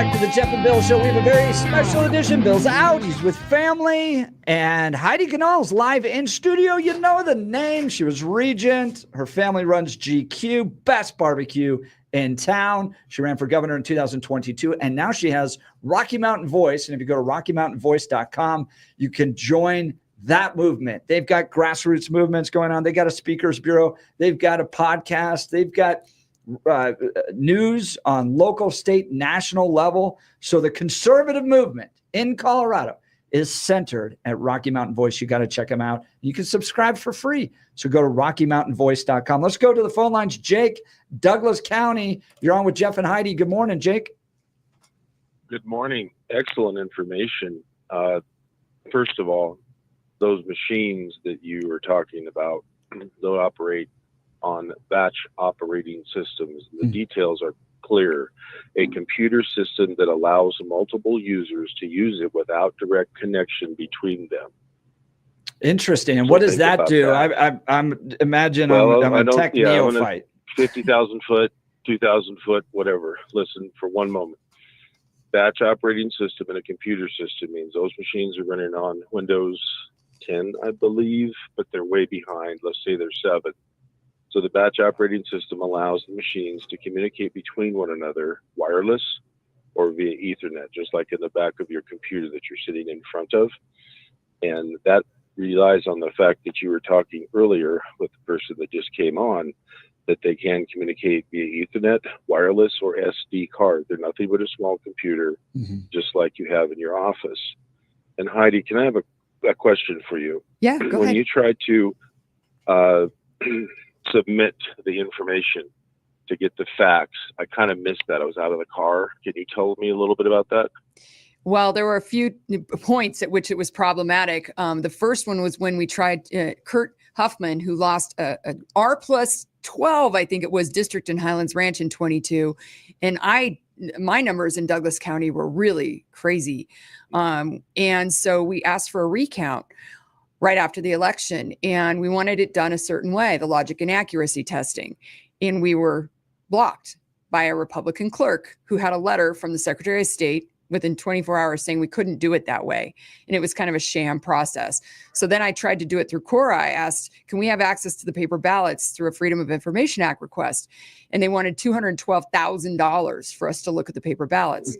So I hired a great attorney. We fought it for about a year, finally got access in April of this year. And we brought in our own scanners and were able to scan in high resolution 83,000 or so ballots of the 192,000 voted. And we're still doing analysis. We've found some really interesting things, but not necessarily the things we thought we would find. We asked the clerk, is there any capability to connect to the internet in these machines? And she said, absolutely not. And then we find the purchase order information and we're like, well, you bought the machines with Wi-Fi remote access, and come to find out there is access. And then Matt Crane, head of the County Clerks Association, comes out and says, well, it's actually only 12 counties that have this. And I have a quote from Jenna Griswold in 2020 saying, in the trusted build, before the clerks get the machines, we strip them of any capabilities of connecting to the internet. And she was lying. And that's what we know on that front. That's right. One answer to your question, thinking back to what you said earlier, computers operate just like our neural system in our brain. They're interconnected. And I'm going to keep this higher level because I know you probably have a limit on time, but I hope you don't. So Dominion is at the inside top of the old spaghetti factory downtown Denver at 18th and whatever that street is. It's across from Isabel Lofts, and that's where their office is. When this all happened, I was troubled by the fact that no reporter, nobody ever knocked on that door to find out what was going on in that building. Yeah. Why not? Right why, downtown Jake? or Stellar Plaza. Why didn't they knock on the door? Right. What's going on? Who's a reporter? Yeah. One other question. One of our guys went and voted in person in Douglas County. He lives in Douglas County. Is that where you were, Douglas County? Yes, that's where I live, and that's where we did the audit over 2 years. Okay, so we all know that you can vote in person. You can go physically and vote in person, get in front of one of those machines. And what they found, this person, smart person, egghead like me, is that the ballot was wrong. The printed version on the screen was different than the ballot That's in the Interesting. last election. Well, And and I when do that, mean that. when that happens, you got to take a picture of it because you got to have It was. evidence. They of did it. He did it. Yeah. He did it. He did it. Okay, he reported it. He reported it to the next person in. The next person escalated it. Supposedly it went to the director in that county. The director in that county never called that person back. And this guy, let me tell you something Wow. else. And I'll give you one. Jake, one we've got to challenge for run here. We're $1,000. just up against the Can I break. hang on for a Stick minute? around. We'll get to you next. You're listening to the Jeff and Bill Show. Thank you.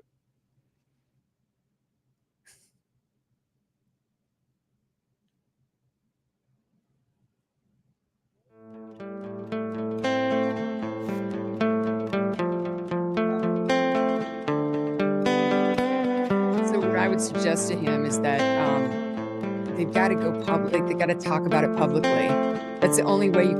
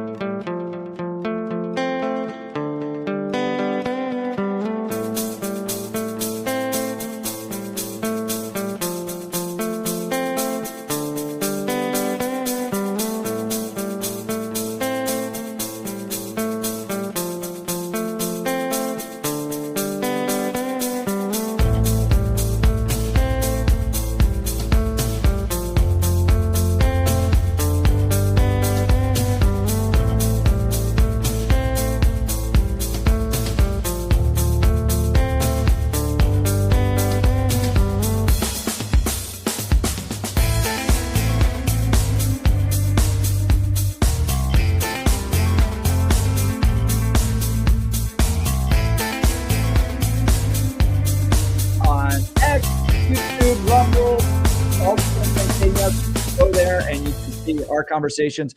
We are talking with columnists, writers, contributors from Rocky Mountain Voice. This is where Heidi has put her energy since the last election.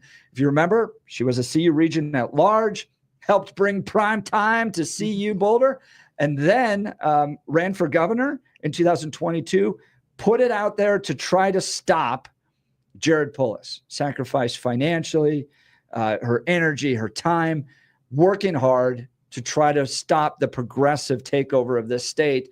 Well, she hasn't given up. And a lot of politicians do that. They're there for the title, right? And when they don't get the title, well, they move on to other stuff. But what you get with Heidi Ganahl is someone committed to the movement, to the mission of making Colorado a free place where people can thrive and our communities are successful.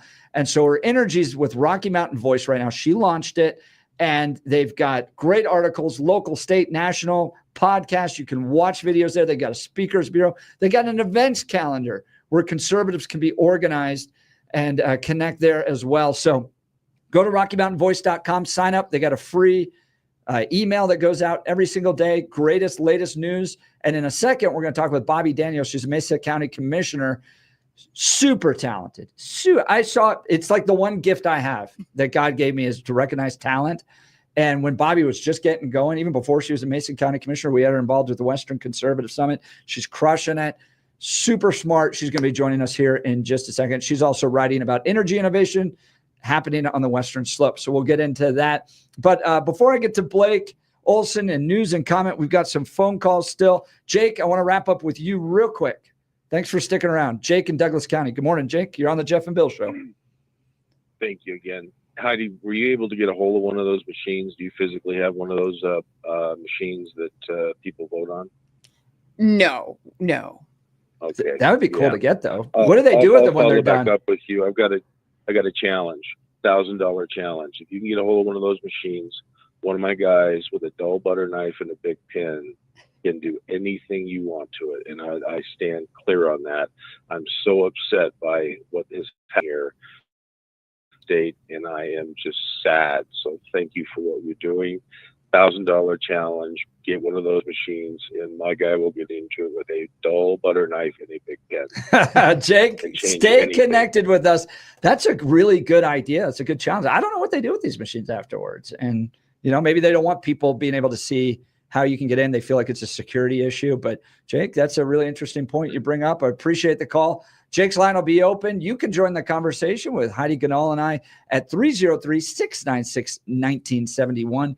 303-696-1971. Let's go to one more phone call before we get to Blake. Mark, all the way down in Mexico. Mark, thanks for joining the Jeff and Bill Show with Heidi Ganahl.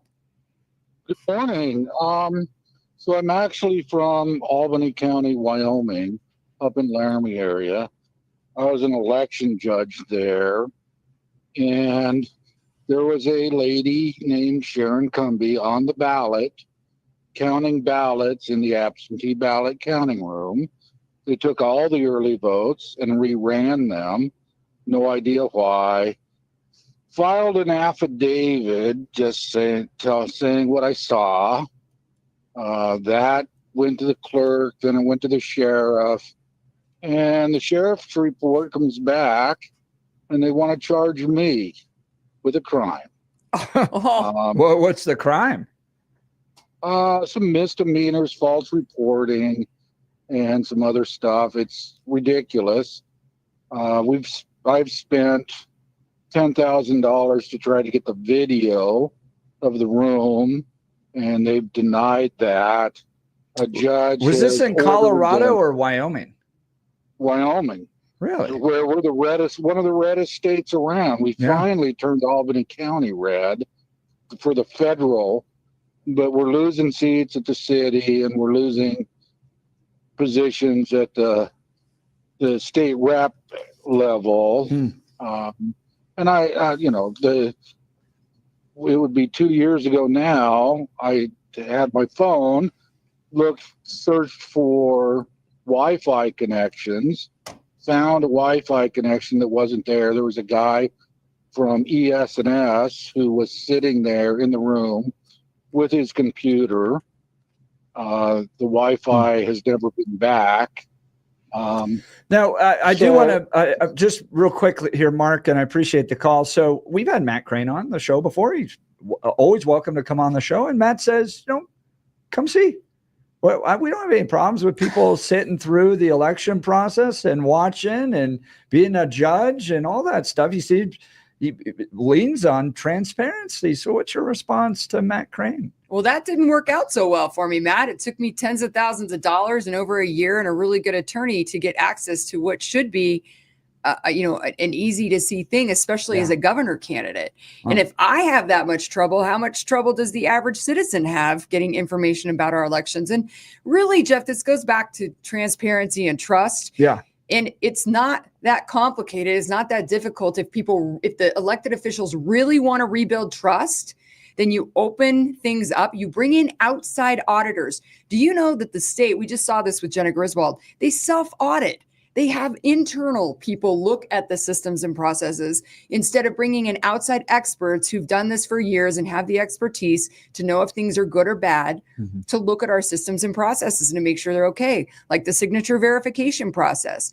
Like, we don't know if it works. No one's ever come in from the outside. We think it works okay. Jenna Griswold says, if you're looking at the signature and there's 51% chance you think it's good, let it pass. That's not okay. And that's the only thing that identifies a ballot. Right. That's the backstop. And once you separate those, there's no going back. Mark? Wyoming doesn't have signature verification. Does it have scribble on? Does it vote in person, or are you allowed to? Does it have? We're allowed to vote in person. You're allowed to vote early. You're allowed to vote by absentee. So now we do have voter ID now. So that helps a lot for voting in person or voting early. You have to show your ID. You don't have to do that for absentee ballots, though. And there's no signature verification on the envelope. Well, so Mark, we got a lot of work to save us from going blue. I don't want to do Colorado. Yep. I want a wall built. I want the Coloradans to pay for it. I would recommend building that wall, knowing as somebody who lives in Colorado and has to deal with the electorate here, I strongly recommend voting or building that wall. I don't want Californication of. But Mark, I'd like to follow your case, especially that criminal case. Email the station. Just go to 710knus.com. Send me some of the details on that case. I'd like to continue to follow that. But to Mark's point, even in Wyoming, you got to stay on top of this. Very, very good call. Thank you, Mark. Let's check in on news and comment with Blake Olson. Good morning, Blake. Hey, good morning, Jeff and Heidi. Great show. 25 and cloudy in Denver, expecting a high of 47 today. The 7-10 5-day forecast coming up. Our top story, DJT says pardons for J6 Capitol rioters will start in the very first hour when he takes office. That's what he told Time Magazine in his Person of the Year interview. He also said he will immediately reverse President Biden's executive orders to increase drilling on federal land. Speaking of J6, emails detail the special cash money Lieutenant Byrd was getting after he shot and killed Ashley Babbitt, and how Byrd was outraged when he wasn't getting enough money or support from the police, even though he received more money than any other officer, and he was made out to be a hero. Tom Fitton talking about the article in Just the News. And how Byrd was outraged he wasn't getting enough money and enough benefits and enough support from the police. And even the police, the Capitol Hill police, were kind of like, what are you talking about? Do you realize what you're getting that other officers aren't getting? I mean, the emails are more smoking guns, a special treatment for the killer of Ashley Babbitt. And he writes, I don't think that's fair. The supervisor writes up a little bit further, I'm sorry you're disappointed. And this is the outrage here.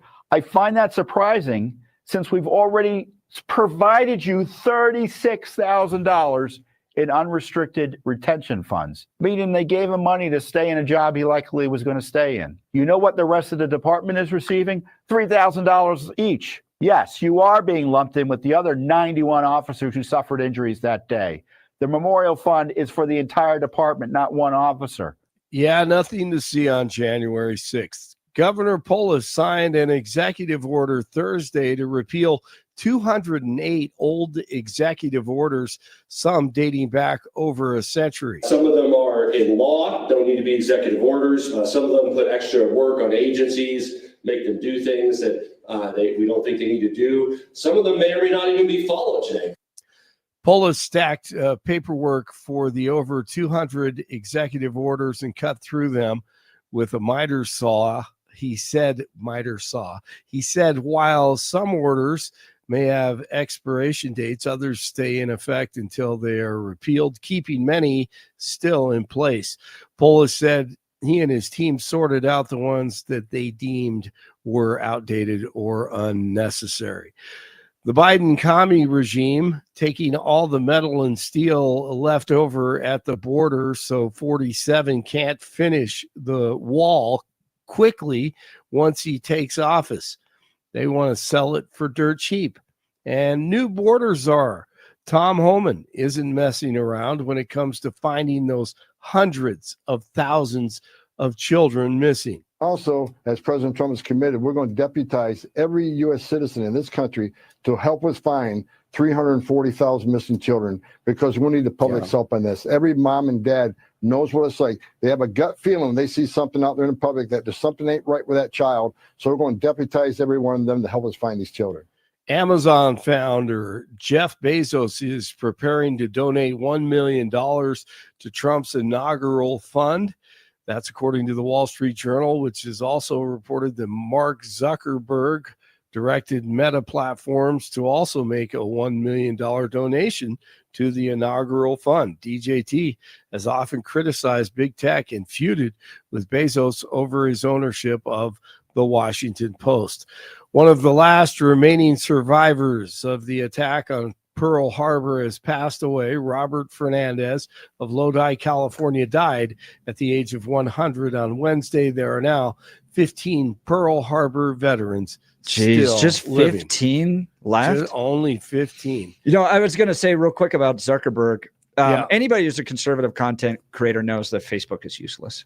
No, don't even go there. Like, you try to post anything there. That's right. You're like, I have 26,000 followers and 3 people saw it. Wow, great. Thank you, Facebook. That was nice. Yeah. So, I mean, $1 million, $1 million compared to what he gave to the progressives is nothing. Yeah. And then the fact that they control and censor and silence everybody. I mean, I drop in the bucket for I don't him. know what he's trying to do. I don't know. Maybe he's trying to look good. On. But I sure ain't spending any time on Facebook today. X is where it's all at, man. Absolutely. I think I got on Facebook for a day like 5 years ago. Well, and I'll be honest. I just hate it, man. I don't know what it is about it. I hate it. Well, you just go to look at memories. Yeah. That's what I do. It's like a family kind of thing now. Same with me, Jeff. I've had 30,000 followers for years. And it hasn't changed at all. And I get like 5 people looking at my posts. I'm like, that's weird. But I do think X is the new media. Yeah, it's where it's at. Everybody needs to have an X account. I agree. And follow Jeff and I. Yes, and Blake, absolutely. Blake's even on there. But I mean, Blake.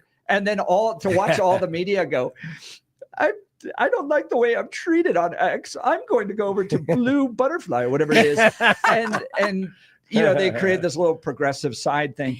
But I'm like, really? I get treated pretty well on X. Maybe Kyle Clark, Chris, the rest of the 9 News crowd, maybe it's you, not the people and visitors on X, because I mean, they make fun of me and they make fun of my name or whatever it might be. But my experience generally is pretty positive over there. Absolutely. So. You know that whatever it's called, Bluebird or Blue Sky, whatever. It's the Air America of new platforms, isn't it?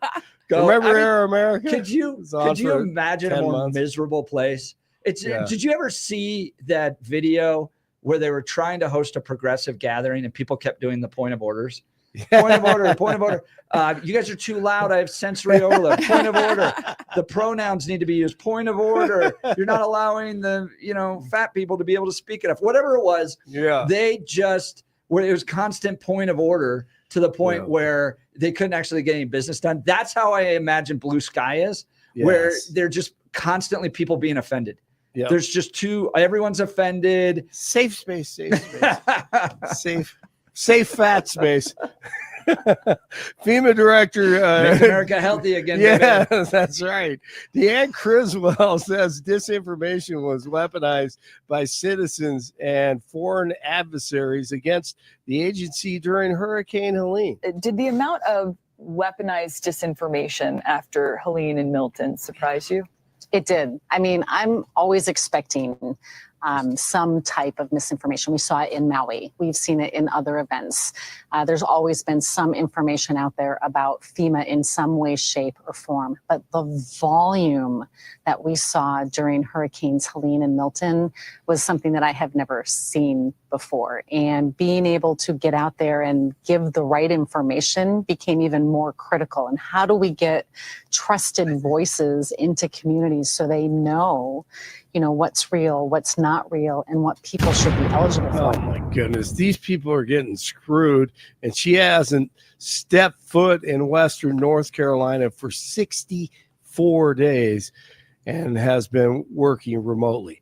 22 in North Glen, 23 in Centennial, 25 in Denver. Jeff and Heidi continue. TGIF. It is Friday. Blake Olson, News Talk 710 KNUS.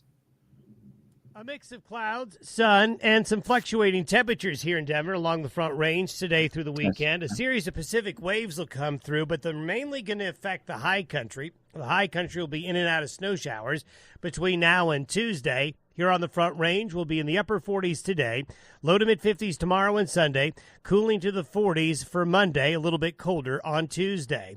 Do expect some breezy periods and alternating days of sun and clouds. I'm meteorologist Don Day in the 710 KNUS Weather Center.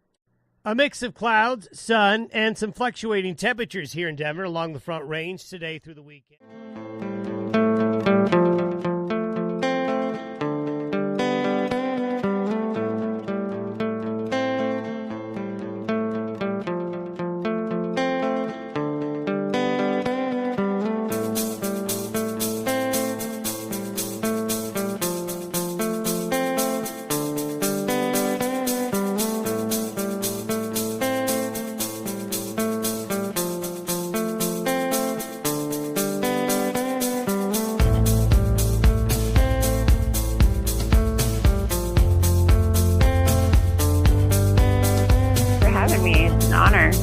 On the western slope right now? Oh, it's fantastic as always. We're just fighting the good fight, and you just can't beat it. The western slope is it's an amazing place to grow up, be from there, and serve my people here. It's fantastic. Well, you're writing in Rocky Mountain Voice, which is Heidi Ganal's project to keep the conservative movement going in a deep blue, progressive, crazy state.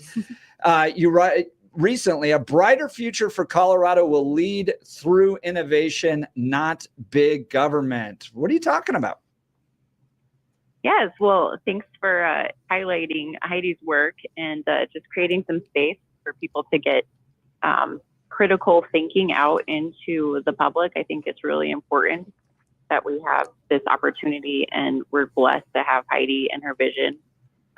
In this piece specifically, we just need to see that there's a different way forward other than big government. And then if we want to get to point A to point B, we want a cleaner environment, if we want thriving economy, if we want happy families, we can do that. And that's not through big government. That's through innovation and property rights. Now, we're talking with Bobby Daniels. She's a Mesa County Commissioner. Bobby, this is what the progressives want, though. They want you riding a bike everywhere. They've invested in all these bike lanes over here in Denver. In fact, even with all of them, the governor's still saying we need to do 80% more bike lanes. Bike lanes. I think they specifically want to kill fossil fuels in the energy industry in Colorado, which is a big part of the Western Slope. That's a big part of your economy. So how are you fighting?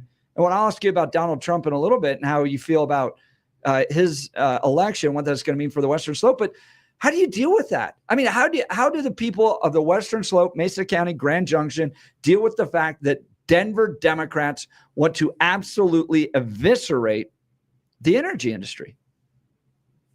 Yeah, I mean, I'm a coal miner's daughter. My son actually mined over the summer in Utah, not in Colorado, but so I have this is close to my home, and also, you know, I've been a business owner. I've been a mom who has to get her kids to and from 3 different schools. I mean, that's not practical to be able to ride your bike, go to the grocery store, and drop your kids off.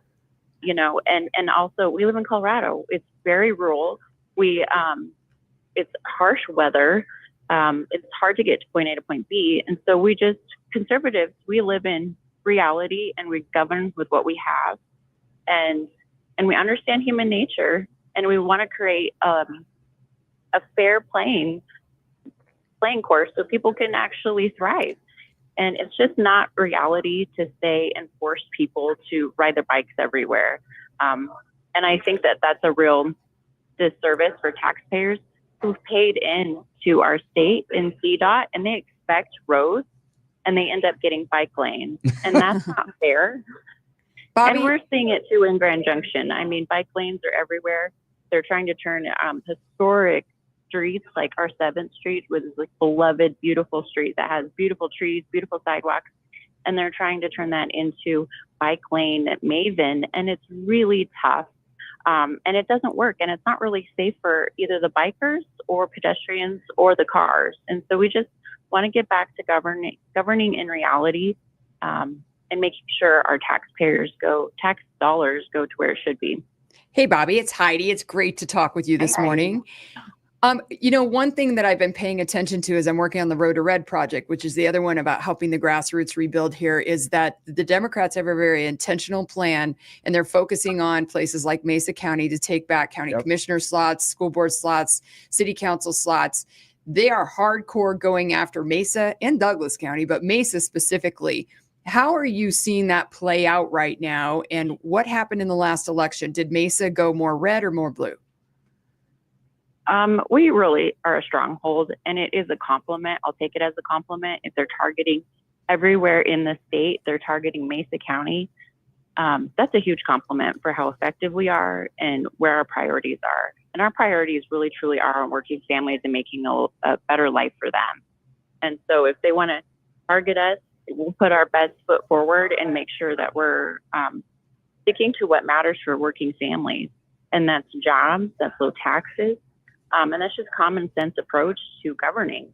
And I think we're doing it right, and we're winning. And we didn't really see these huge Democrat swings in Mesa County. We kept our stronghold very strong. And I think we have a really good relationship with our constituents and our voters. And we're really trying to keep them informed. And this just goes back to what you're doing, Heidi, is keeping the public informed. The press is supposed to be, the fourth branch of government. Keeping an informed public and a populace helps make sure that we maintain a republic. And it's just so important what you're doing, Heidi, and giving writers like me a voice and making sure that the truth gets out. Thanks, Bobby. I appreciate it. And I appreciate your help and content. But, I just think the Democrats are so far ahead of us on planning and intentionality. Yep. And I'm worried about what they're doing behind the scenes. So I hope you keep doing the incredible work that you're doing, but we need people to pay attention to what's happening in our 4 reddest counties, Douglas, Mesa, El Paso, and Weld, and really play defense on the ground. Yeah. No, Shad, the chairman of the Colorado Democrat Party, is like, no, I know exactly where we're going. We're going to all these rural counties, and I'm going to take them over now. We're conquerors. We've conquered Denver and Boulder. But the key thing to flipping a county from red to blue is population density.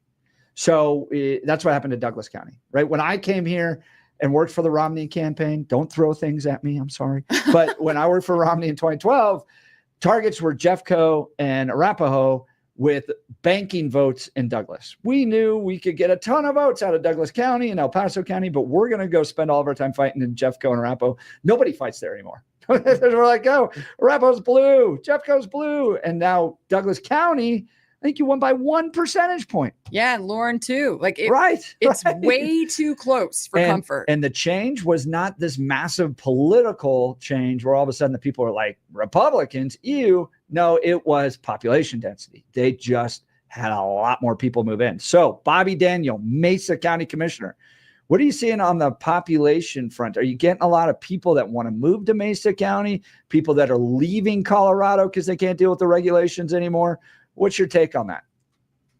Well, we saw a lot of people from in the COVID era come over to our side of the mountain. We had less traffic.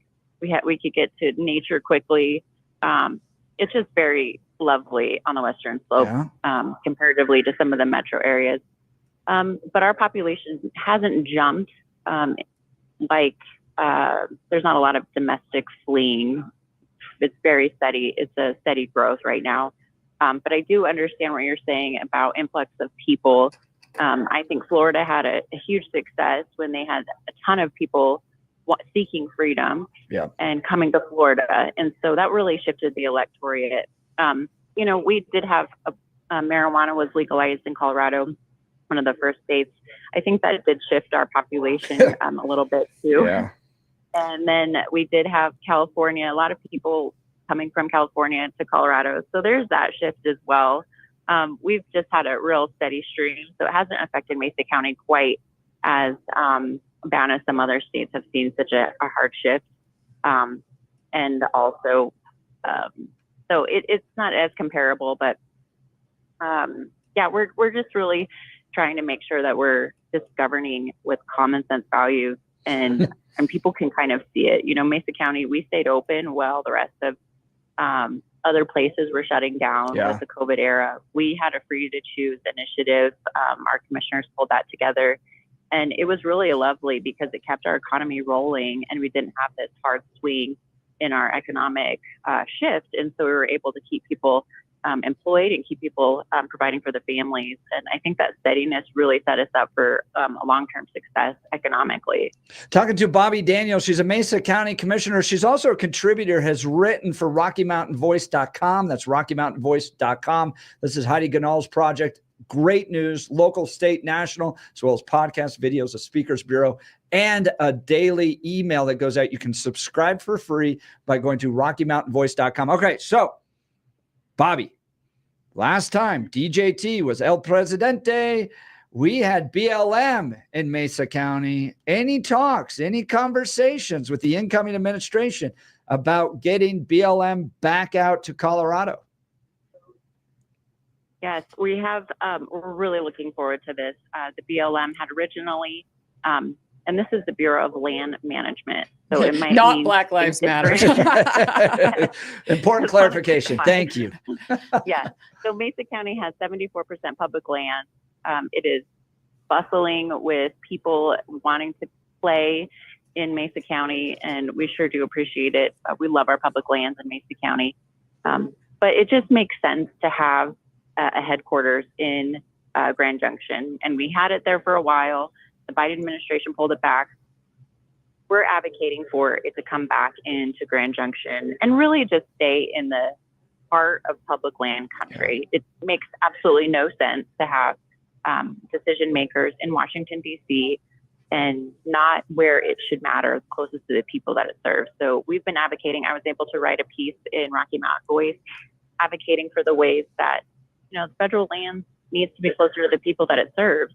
And it's not going to do anybody any favors when, we've got to go trekking to Washington, D.C. just to make sure that our actual lands are managed effectively.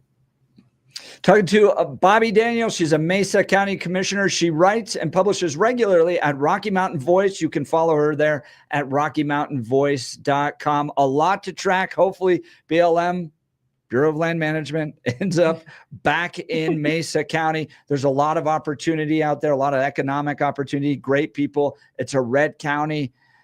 So move there if you're conservative, if you're progressive. Denver's a great place for you. So Denver, just stay there in the problems that they have to deal with. Well, Bobby, thank you so much for joining Jeff and Heidi today as Bill's out. Really appreciate you taking time to be on the program.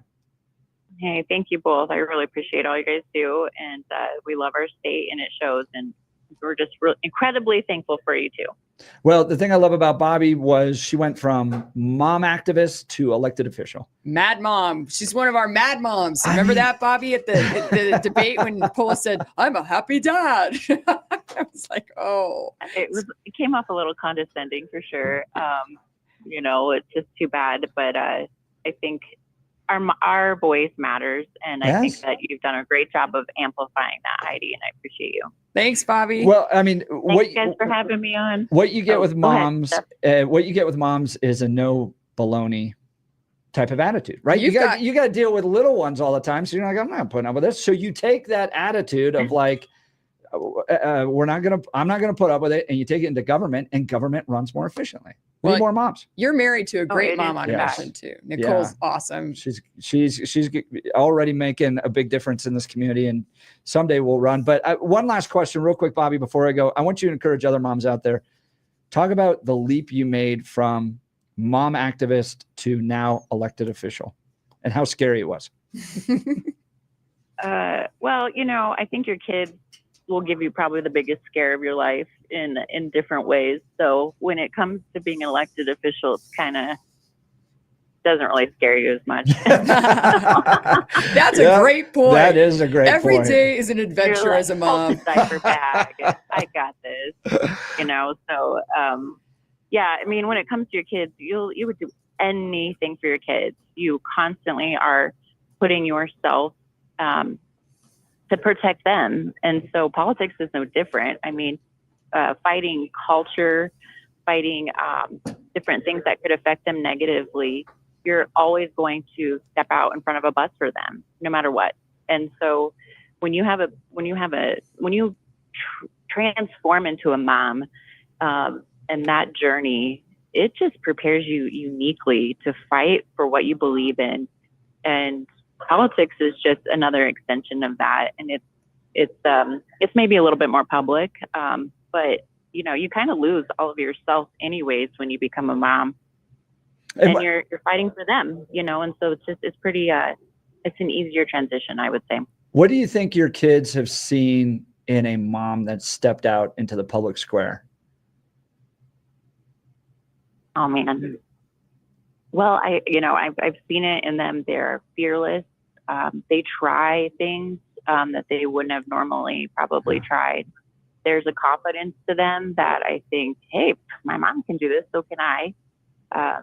And I think it just really normalizes the fact that, we live in a republic, and it demands citizens participate and engage.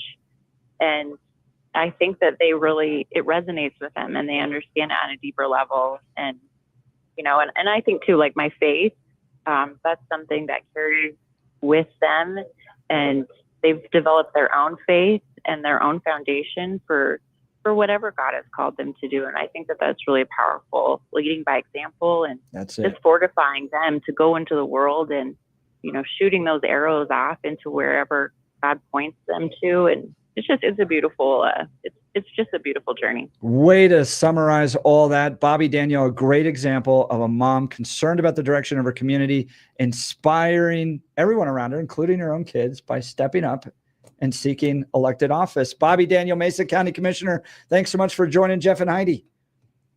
Thanks, guys. I want to talk to you about another great guy that I would love to see move into elected office. I talk about this all the time. Dan Caplis and Dan Caplis Law. Look, I've known Dan for well over a decade. This guy's pro-life, pro-family, pro-America. That matters, because who you choose to represent you in an injury case says a lot about you to everyone involved in the case. He's the son of a police officer, a former seminarian who's dedicated the last 40 years of his life to helping people who are hurt in serious motor vehicle crashes. So what are you going to do when you get an injury case? You're just going to hire a lawyer because you saw him go by on a bus billboard? No, you want somebody that reflects your values and is going to send a clear message to everyone involved in the case. But more importantly than just being a great guy, Dan is a real winner. Listen to this. Dan is believed to be the only lawyer in Colorado history to win 5 straight multi-million-dollar verdicts in Colorado crash cases. In fact, Dan Caplis is so trusted that he is the official law firm partner of the Denver Nuggets and the Colorado Avalanche. And listen to this, it even gets better. Dan is also believed to have won the largest truck crash verdict in Colorado history. Dan Caplis Law, serious firm for serious cases. You might be saying to yourself, I'm not sure I can afford this guy. Don't worry. Dan accepts righteous injury cases on a percentage fee basis so that he can represent good people from all walks of life without regard to ability to pay. So if you need Dan's help, here's his phone number. You don't want to wait until you're in a car accident or facing an injury to be looking for Dan Kaplas's phone number. Just put it in your phone right now. Dan Kaplas Law in your contacts. Here's the number, 303-770-5551. That's 303-770-5551, or hit dankaplaslaw.com. That's Dan, C-A-P-L-I-S law.com. We'll continue with a very special edition of the Jeff and Bill Show with Heidi Ganal live in studio. You're listening to Jeff and Bill, News Talk 710, KNUS.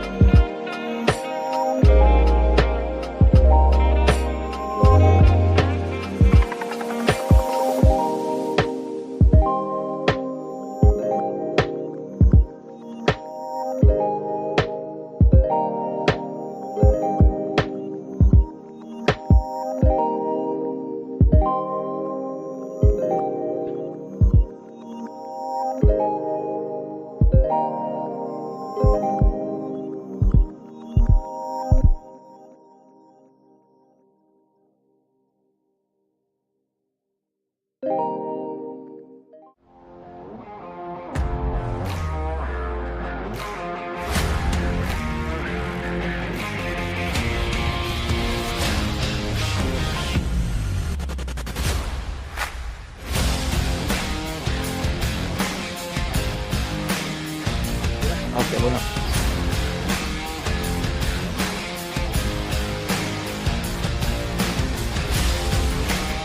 Welcome back to the very special edition of the Jeff and Bill Show. Billy's out this week, so Heidi Ganahl's been kind enough to spend nearly 3 hours in here. Has it been as painful? It's not too bad. Right? It's great fun. I Isn't it love fun this. talking It's politics with people. totally worth getting up at the crack of dawn. It is. It is. So, Heidi, we only got a few more segments left. You and I were talking a little bit about your future. As I mentioned, there's a lot of people that dip their toe into politics, right? They're like, well, I'd like to be a congressman or a state legislator, and then it doesn't go their way, and so they go away, right? And they move. Walker Stapleton. Did I say that? Sorry. But where's that guy? I haven't heard anything from him. But then you run into people. I'd put Greg Lopez in this category too. Are so motivated. It's almost like God had placed something into their heart that they eat, sleep, breathe the direction of their communities. I've won elections, lost elections with clients, and it's very difficult to lose an election because you pour everything into it. And you take some time to reflect, but then you remember what you're fighting for. And because God has put this into your life, you just can't ignore it. So you find other ways, Rocky Mountain Voice being one of them, to continue to try to shape your communities so that they thrive, that they're good. I think it breaks. I think I'm similar with you. It breaks our heart to see what happened to Denver and Colorado. Yeah. And you see people suffering and you just want to do something about it. So give people a sense of what next steps may look like for you, what you're doing with Road to Red and Rocky Mountain Voice. Yeah, the most important thing we can do is recognize that we're not going to win even with the best candidates until we fix the infrastructure problem. Mm-hmm. This is how the Democrats beat us. They've got an army of people that they can activate at any point, to ballot harvest, to door canvas, to drive initiatives. So we've got to rebuild the grassroots movement. That's what we're doing with Road to Red, helping all the grassroots groups across Colorado with basic blocking and tackling, whether it's technology, it's data, it's marketing, fundraising, events. And so if we do that with 100 different groups around the state and we double their size and triple their size, there you've got your movement, right? The second thing is the messaging. We've got to figure out how to talk more clearly and more inspiring to other voters outside of our little bubble. And we're doing a lot of polling. We're using technology, AI, to read what's happening in social media in Colorado to really get a feel. Sentiment analysis, yeah. And people thought we were nuts when we came out with a sentiment poll early on about Lauren, that she was going to wipe everybody in the primary. They were like, that's crazy. And look what happened. Yeah. And it was just paying attention to how people talked about her in CD4. And so I think we've got to pay attention to the messaging. I think it's all about public safety. It's about affordability. And it's about freedom. And when I talk about freedom, I mean freedom from regulation, freedom from bureaucracy, freedom to have our Second Amendment rights and our First Amendment rights. So it's the Wild West. It's talking about my hat, make Colorado, Colorado again. Yes. And we've got to tap into that vibe. And then the last thing is money. I mean, there was an article, I think Kevin Lundberg had an article about how everybody needs to start putting away some money for the next election, like right now, like put $10, $20 into an account, just call it your election fund for 2026. Yep. We've got to step up for our candidates and our ballot initiatives and help fund these because it really is important. Money makes a difference. I thought naively that I could outwork the money. Jared Polis spent $33 million. We had about $5 million. You can't. You just can't do that. Because it buys all the ads. And when you have low propensity voters, people that aren't paying attention, like our listeners pay attention to these details. You got to think of the people that don't pay attention at all, just see an ad a week before the election. They're like, oh, Jared Polis looks nice. And so he looks so freedom loving with his puppy on his lap. And Heidi, they're saying she's going to put people behind bars. Yeah, right. You know, it's like, oh my gosh. They did that just to mess with you at the puppies. Yeah, they did. He's you. That petty. Jared Polis is that petty. You founded Camp Bow Wow. I did. Do you remember the time? This was a different life ago, but I ran an ad agency, and we hired the pictures. We took your very first pictures up with the puppies outside of CU when you ran for Regent the first time. I do remember that. Oh my gosh. See, we have those connections. Lend a paw to Heidi for Regent. Do you remember when the sign got destroyed? My puppy sign up in Boulder. Turns out it was Alice Madden's son, I think, who did it. But anyway, Kyle Clark went to bat for me and made it public news that my sign running for Regent with the puppy on it had been destroyed. He actually defended me. That was a long time ago. when you could be a conservative woman in Colorado, and Kyle Clark would come to your defense. All right. You're listening to a very special edition of the Jeff and Bill Show with Heidi Ganahl live in studio. News Talk 710 KNUS.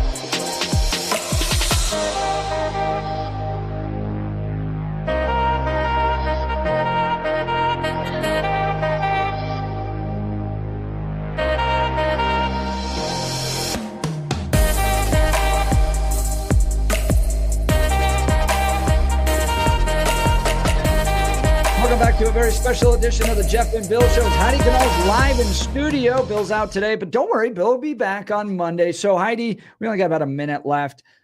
What do conservatives do next year? School board elections? Yeah, What's there's up? some really critical school board elections going on around Colorado. We're going to try and be the voice of those elections and talk about it, create voter guides, interview candidates, mobilize people to really get engaged. Don't stop with the momentum right now from this last election. That's right. This is where it all starts to take back Colorado. It's at the school board level. And we've got some really important battles to fight when a 12-year-old can go get mental health care without their parents knowing. Right. And the schools are propping up mental health clinics. We've still got all the woke BS going on in the schools in Colorado. So, and students aren't able to read, write, or do math. That's even more important. Right. No, I think in Denver, it's like a third, maybe 25, 30% of eighth graders are proficient. at their Unless, level. Jeff, you're it's like a 70% fail rate. If you're a Hispanic or African-American kid in Denver, I think your rate is 5%.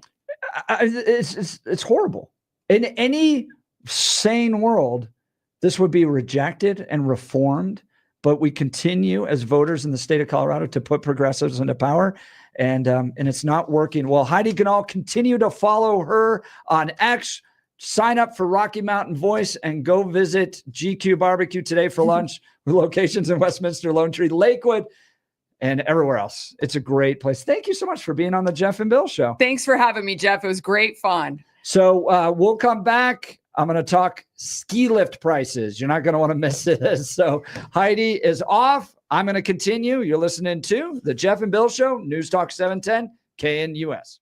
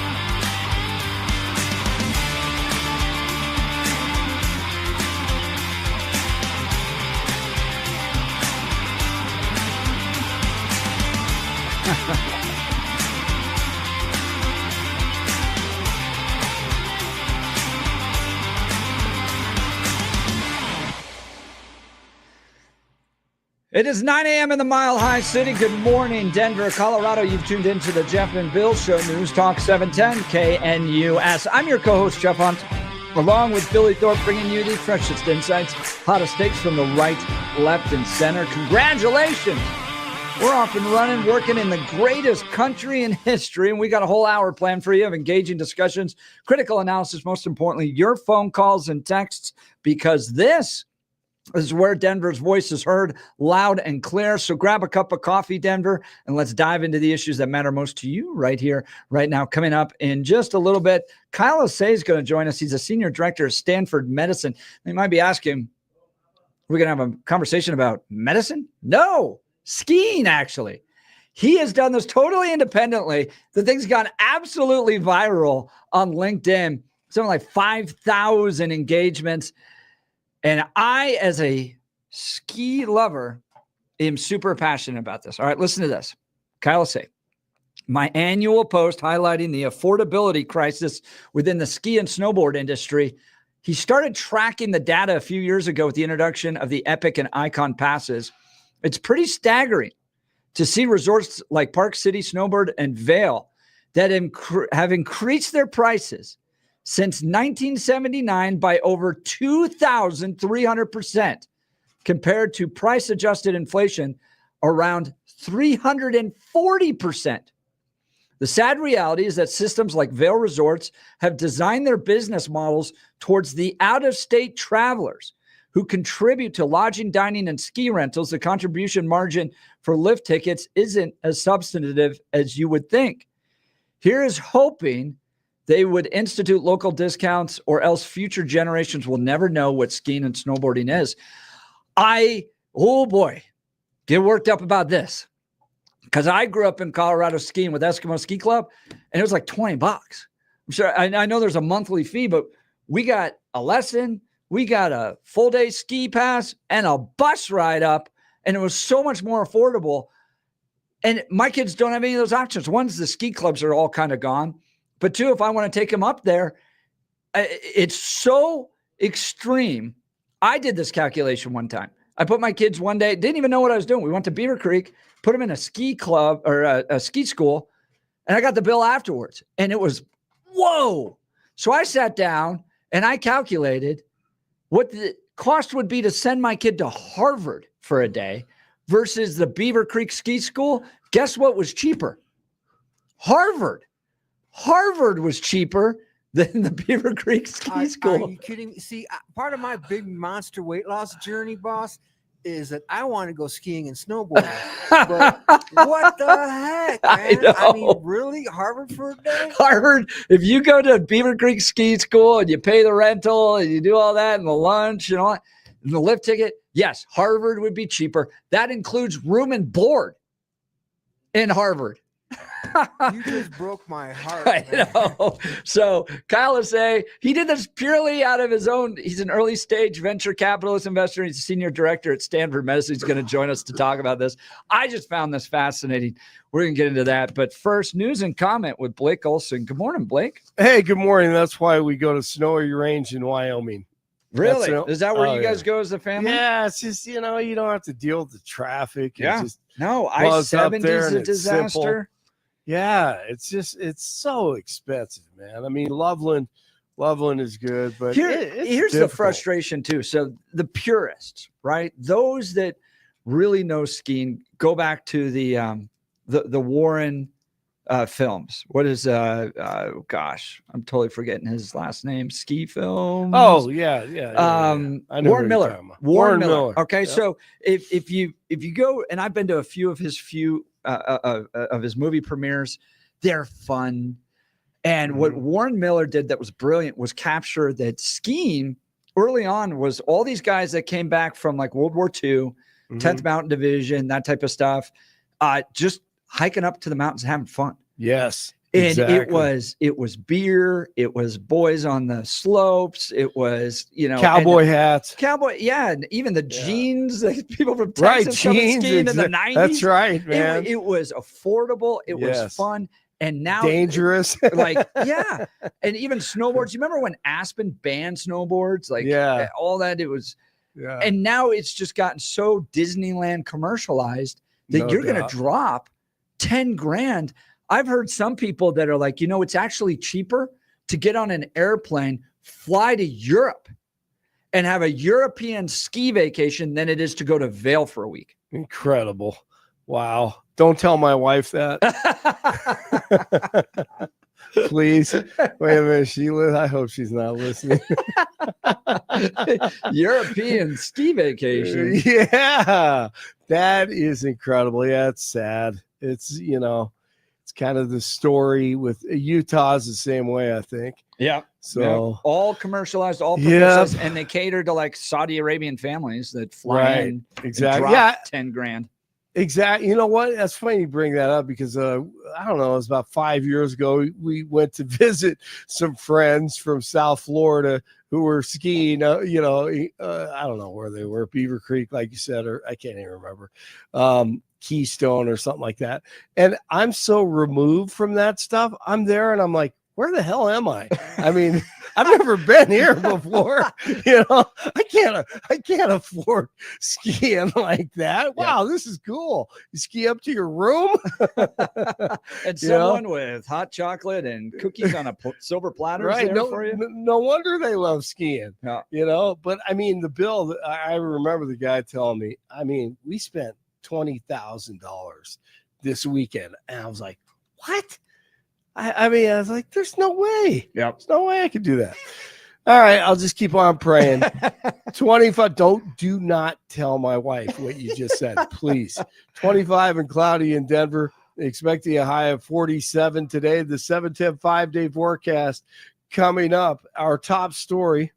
Red in color, moving at extreme speeds. I don't even know how to describe how fast it's moving. You are cleared to maneuver as necessary, left and right, to avoid the UFO out there. This is that is incredible. Pilots are reporting mysterious lights in the skies moving at extreme speeds in Oregon. Pilots say they are moving up and down quickly at different altitudes. Pilot Joe Bewley does an interview with an Oregon TV station. Communicating with air traffic control while he was piloting that live flight call to the North Bend, Coos Bay area. And the UFO in question, if you look closely on your screen, that little red dot that floats in and out of the video. That was the one that was at our altitude that would come up to us and sit for about 3 to 5 seconds, and then it would go back out over the ocean, over the horizon. So this comes after all the drones witnessed in New Jersey the last few days this week.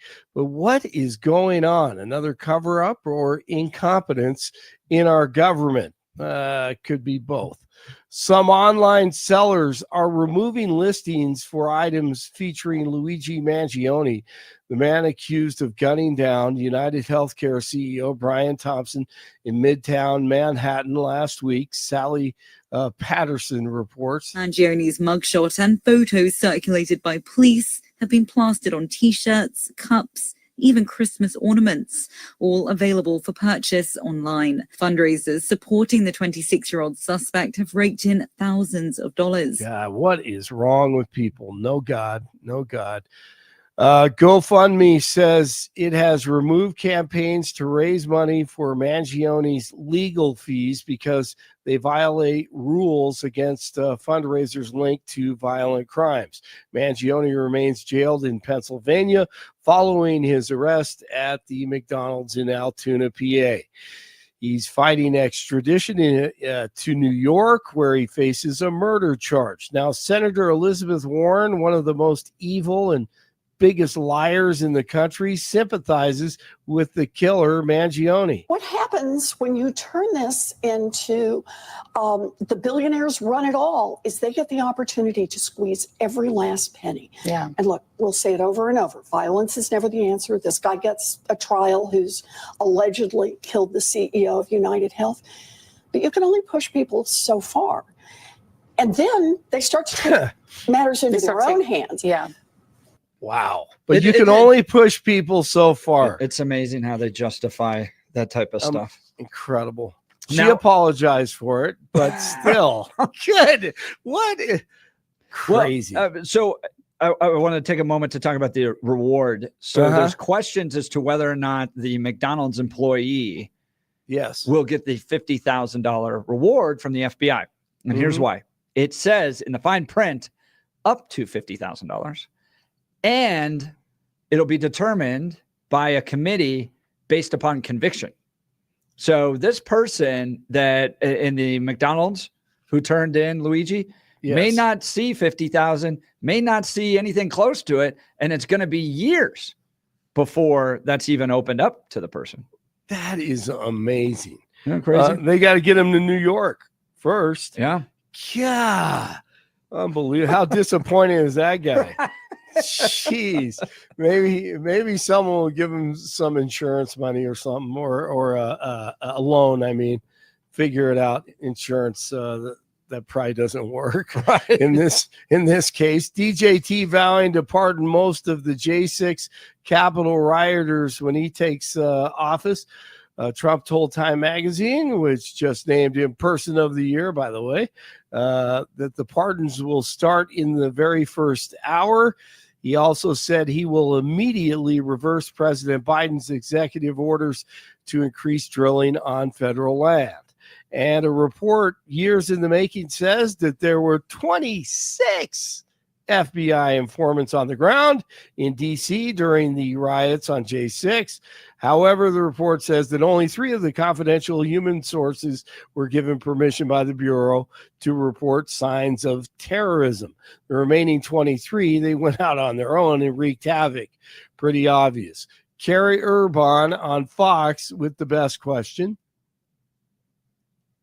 And my computer died. So she wants to know why they haven't been prosecuted and why they aren't in jail, which is a great question.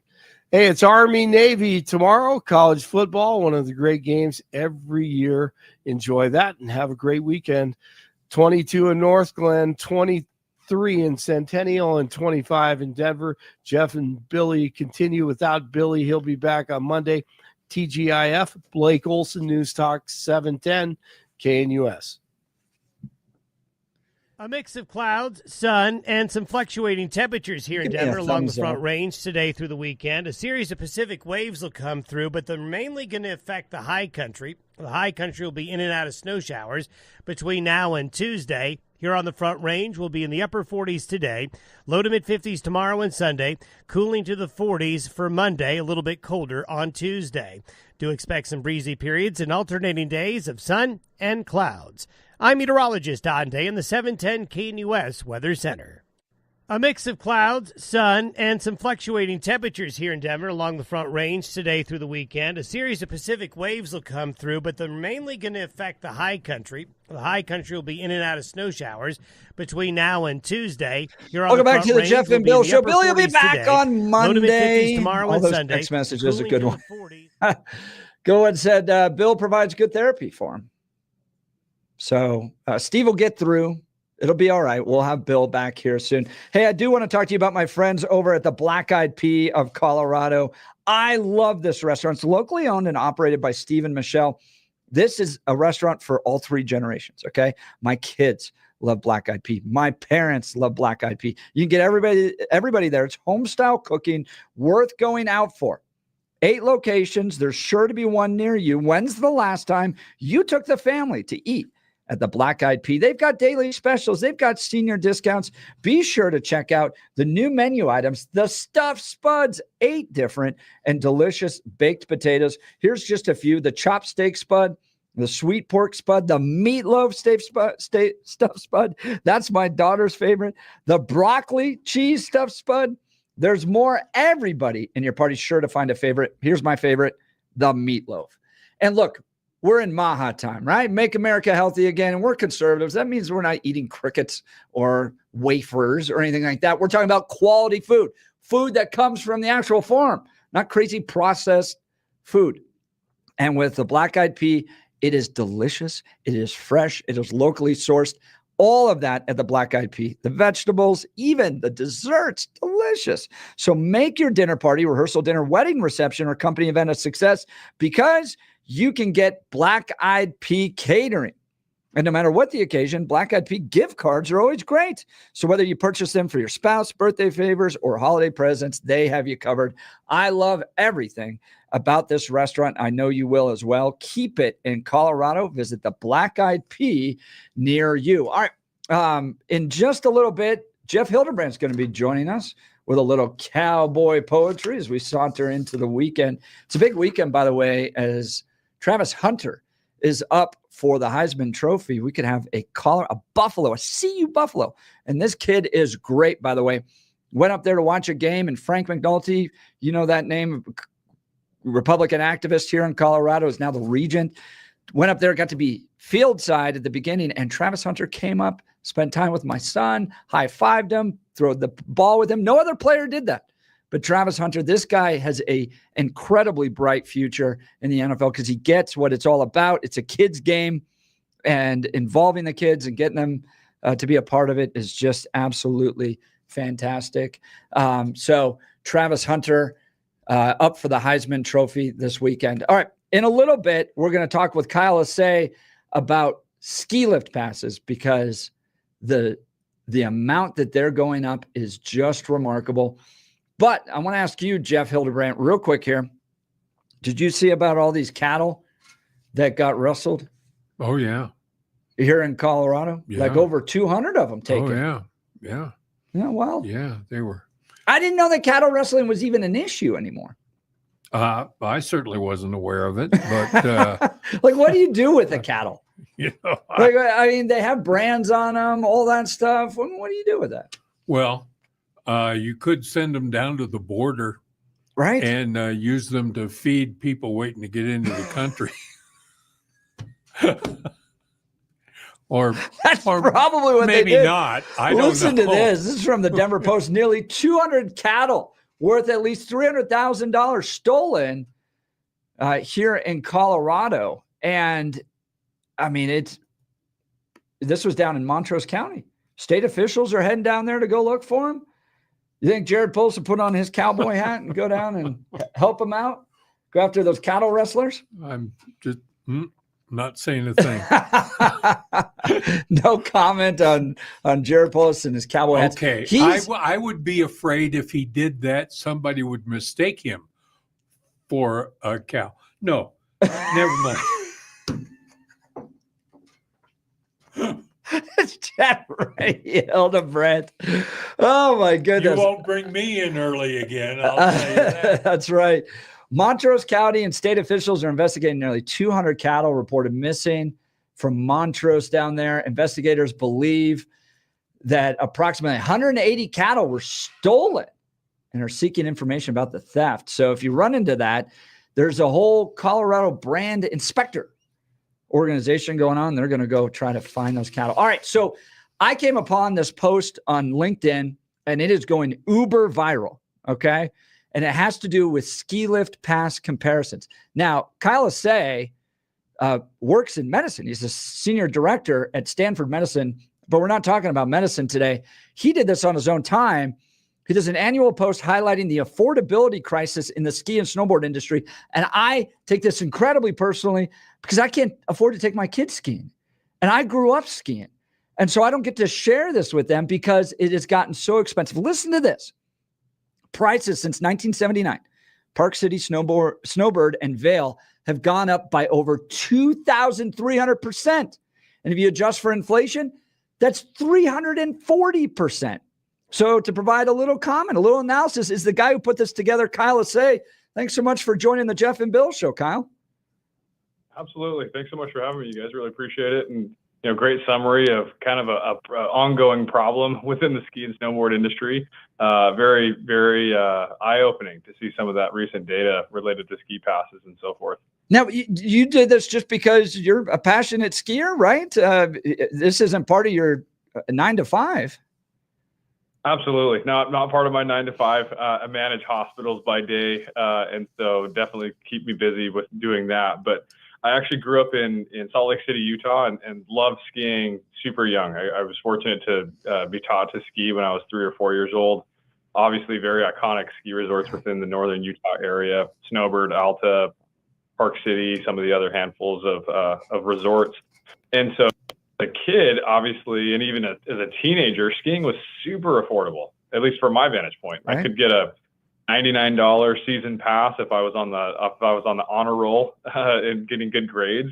And that was at Snowbird and Park City. And they really helped at the time locals teach their children, have the kids have access to the mountains and have access to different resources to be able to ski and snowboard, which was awesome.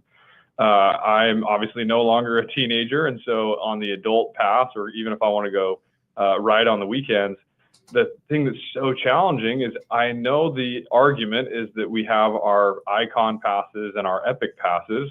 But if you're a day skier, or if you're, heaven forbid, you're trying to teach your children these days, it costs a family $600, $800, $1,000 to just go ski for a day. Yeah. And that is super unfortunate. Talking to Kyle Asay, he's the senior director at Stanford Medicine, but we're not talking about medicine. We're talking about his own personal post that he had about ski lift passes and their comparison. If you look at the chart, it's like a hockey stick. It just, from the 70s, the prices just skyrocket right around 2015. And now, Park City up near $300 just for a single day to go skiing. Now, before you got on, I brought this up to our listeners.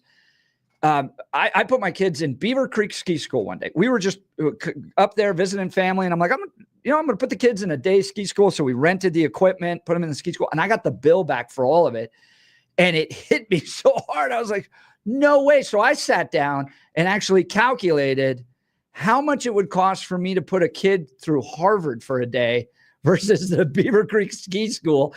And when you combine the lift pass, the rental, the lunch, the training, all that with room and board and all of that from Harvard, it's actually cheaper to send your kid to Harvard for a day than the Beaver Creek Ski School. So it's gotten kind of out of control. But look, these are businesses, and obviously there's a market for it. So talk to us a little bit about how Vail, those types of big ski resorts are catering, who they're catering to, and why that's changed skiing experiences for people.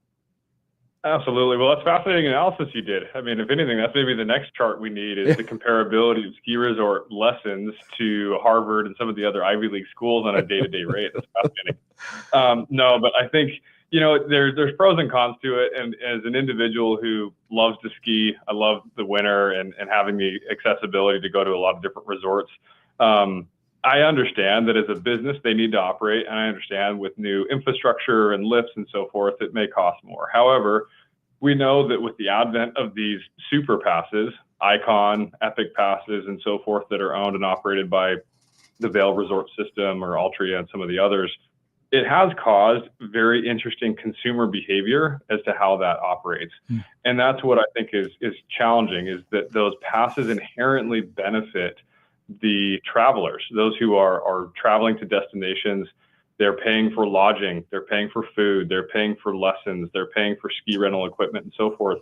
And for the Vail system or some of those super pass owners, that's what they actually make their margin on, is lodging, food, rentals, and so forth.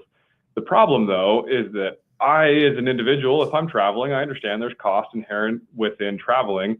But for those who live locally, that is so tough because it prohibits them from accessing the same mountain they did in 1970 for $13 a ski lift ticket to now paying upwards of $300 for the exact same terrain, the same snow. The same mountain that exists at Snowbird is the same mountain that existed in 1970.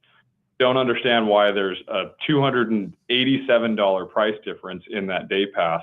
And that's what's so super unfortunate. I mean, and I think the thing that makes me the most upset about it is for those who are learning to ski, it really does prohibit that. Yep. And that's what I think is challenging. Well, what you run into in Colorado, by the way, talking to Kyle Asay, senior director at Stanford Medicine, on a personal post he did, just looking at ski lift pass comparison. In Colorado, you'll get this, I think it's 4th grade, 5th grade. They get a pass to ski and 2 free lessons, which is great because it introduces the kids in. No problem with that. But nobody has all their kids in 1 year. So you end up with these one kid that gets a nice free pass and maybe a lesson. But in our case, we've got 4. Well, I'm paying for the other 3 plus my wife plus. And so it doesn't really play out. But the other thing that's really popped up in kind of conversations and rumors, and somebody commented on this on your post, is that people are starting to do the math and maybe looking at trips to Europe being more affordable than even skiing locally. Have you run into any of that? Such a fascinating input and insight. I even responded a few times on that post I had. I mean, in general, I've almost broached 2.5 million impressions on that post. So very, very close to heart to many within the LinkedIn community and so forth. And you know what? Over the last handful of years that I've done that post, usually the comments that come in are supply and demand related. People trying to argue the economics of why it's so expensive. For some reason this year, though, on the post, the trending analysis shows that there are so many that are saying, you know what? We can't afford to ski in the United States. And so we save up and we either go ski in Europe. That's kind of the trending topic. And I know a few of them also mentioned Japan. And in my humble opinion, I'm not against skiing in the French Alps or in Japan or some of those other places. That would be a phenomenal experience. But it's very eye-opening to hear from almost hundreds of people the resounding sentiment of, it's cheaper for me to buy a ticket to fly to France and ski in the Alps in France than it is to ski at my local hill.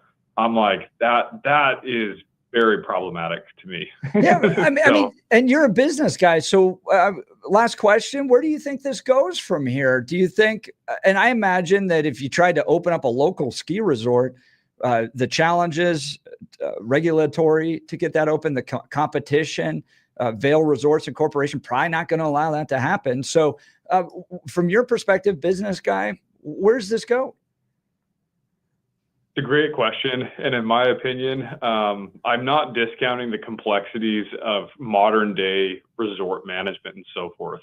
However, there has to be at some point a breaking point on how expensive it becomes for locals and even those who travel to these resorts. I'm hopeful that, through time, there's different incentives for those who are maybe local or different passes that exist. I love that you brought up the fact of the, 4th, 5th, and 6th grader discounts or different programs that exist in other states, because I think that's a huge benefit for a lot of us that live in the West, and to definitely take advantage of that where you can. But I'm hopeful that there's more products that exist, because at the end of the day, if you take that average price of $300 and let's say you reduce that to $100, the problem is you'd never go skiing, because you'd end up being in lifts all day long, you'd be in lines all day long. And so I know there is a unique balance to that, but I hope that in the future with those mega passes, there's greater incentive for locals to have better access to lessons and rentals and getting those young kids up on the hill, and seeing how we can continue to increase that. Well, and it's that also housing issues that take place in a lot of these resort towns. This is going to have to continue to work itself out. But Kyle Assay on LinkedIn doing a fantastic job in his own personal capacity. He's a senior director at Stanford Medicine, but posting this on an annual basis to look at it. I strongly recommend you give him a follow. A very keen insight. His name, Kyle Assay, spelled A-S-A-Y is his last name. So K-Y-L-E-A-S-A-Y, senior director at Stanford Medicine. Kyle, thank you so much for this. And more importantly, I know you're very busy. Thank you for taking time to join the Jeff and Bill Show. Really appreciate it, guys. Have an awesome day. And if anybody is listening, really appreciate it. And I would also say have a phenomenal winter and a phenomenal ski season, regardless of how much it costs. It doesn't prohibit us from getting out and getting a few turns in. So really appreciate it. And it's so important for family building and to enjoy with your kids. And so try to make it work. I know it's tough, but it is worth doing. Kyle, thank you so much again. Friends, when we return, Jeff Hildebrandt, our poet laureate, is going to be joining us for a little cowboy poetry. You're not going to want to miss it. You're listening to the Jeff and Bill Show, News Talk 710 KNUS.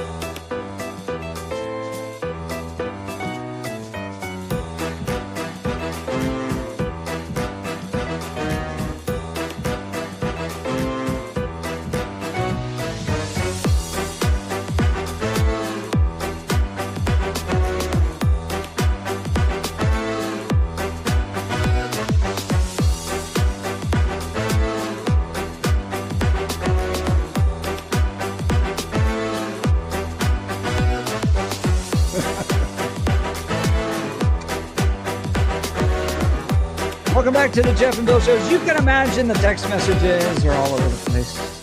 People miss Bill. People like the quietness without Bill. We're the most unique show. Let me interrupt. It is. We are the most unique show in Denver, and we're just going to keep going that way. So don't worry, Bill will be back. So all you Republicans can fight with Billy on Monday, and those that are Democrats can feel better about having Bill here, I guess. Joining us live in studio, as we do every Friday, is Jeff Hildebrandt. He's on here at KRKS, but he's a poet laureate and does a fantastic job. And I'm a huge fan of cowboy poetry. By the way, the West is having its moment. The big article in the Wall Street Journal about how billionaires are starting to invest in rodeo. I don't know if you saw that, but that's the next place for sports. I left too soon. Right, I know. And they're buying up bull riding teams. Are you on a bull riding team, Jeff? No, mine. We actually threw the bull a lot on the team I was.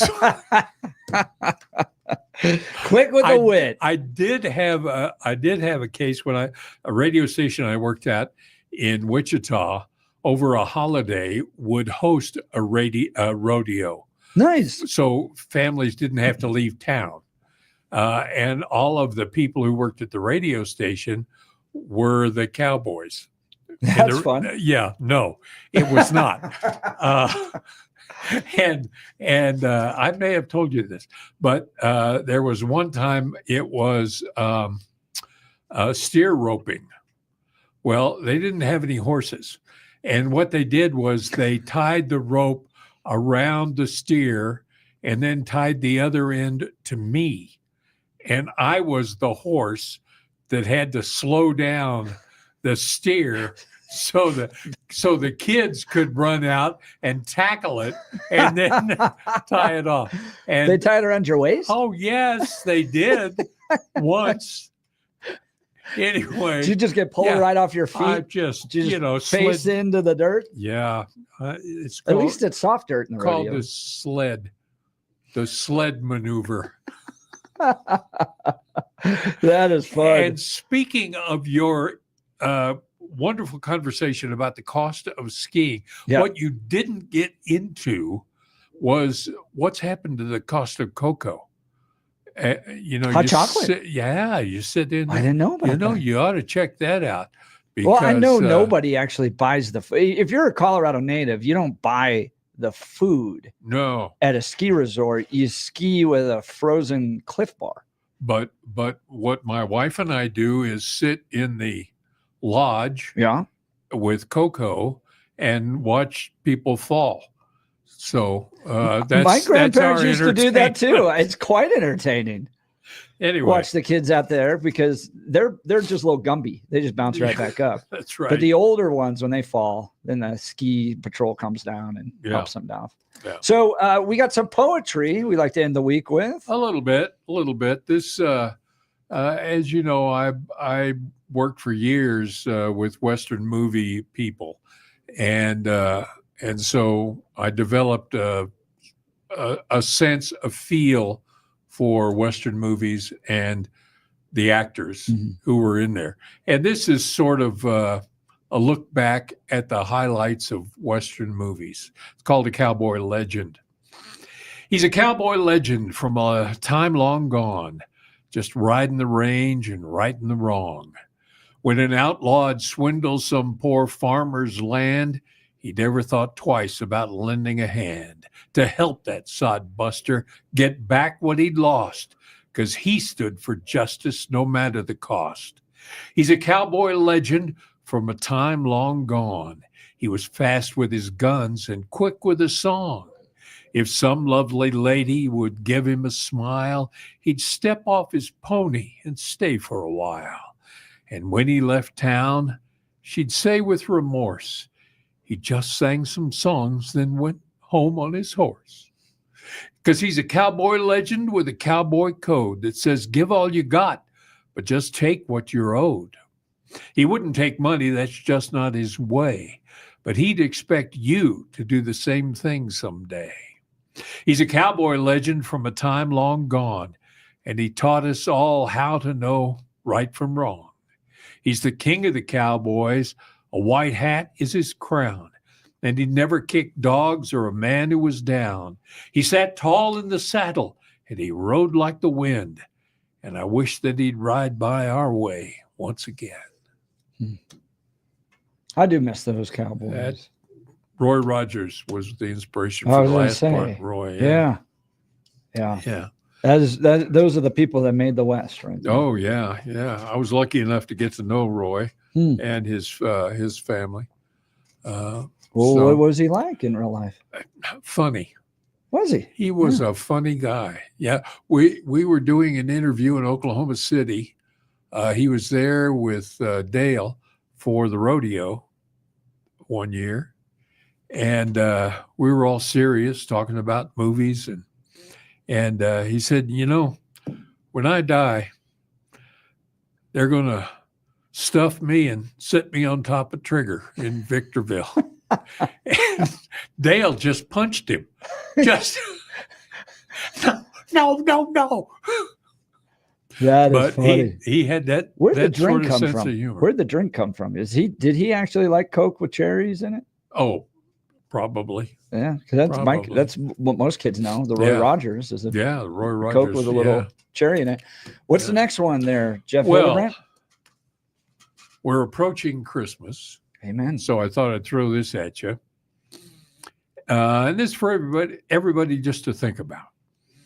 Is Christmas still about a birth, angels, shepherds, peace on earth, or is it now about a wreath, a tree with lights and what's beneath? Is Christmas still a manger stall, or is it now a crowded mall? Parents scurry and children pause to pin their hopes on Santa Claus. Though we object to corporate greed, there is a thought that we should heed. The fault is not what's on the shelves. The problem is within ourselves. If Jesus Christ lives in our heart, then Christmas comes with each day's start. And every day, not once a year, we get to share our Christmas cheer. Amen.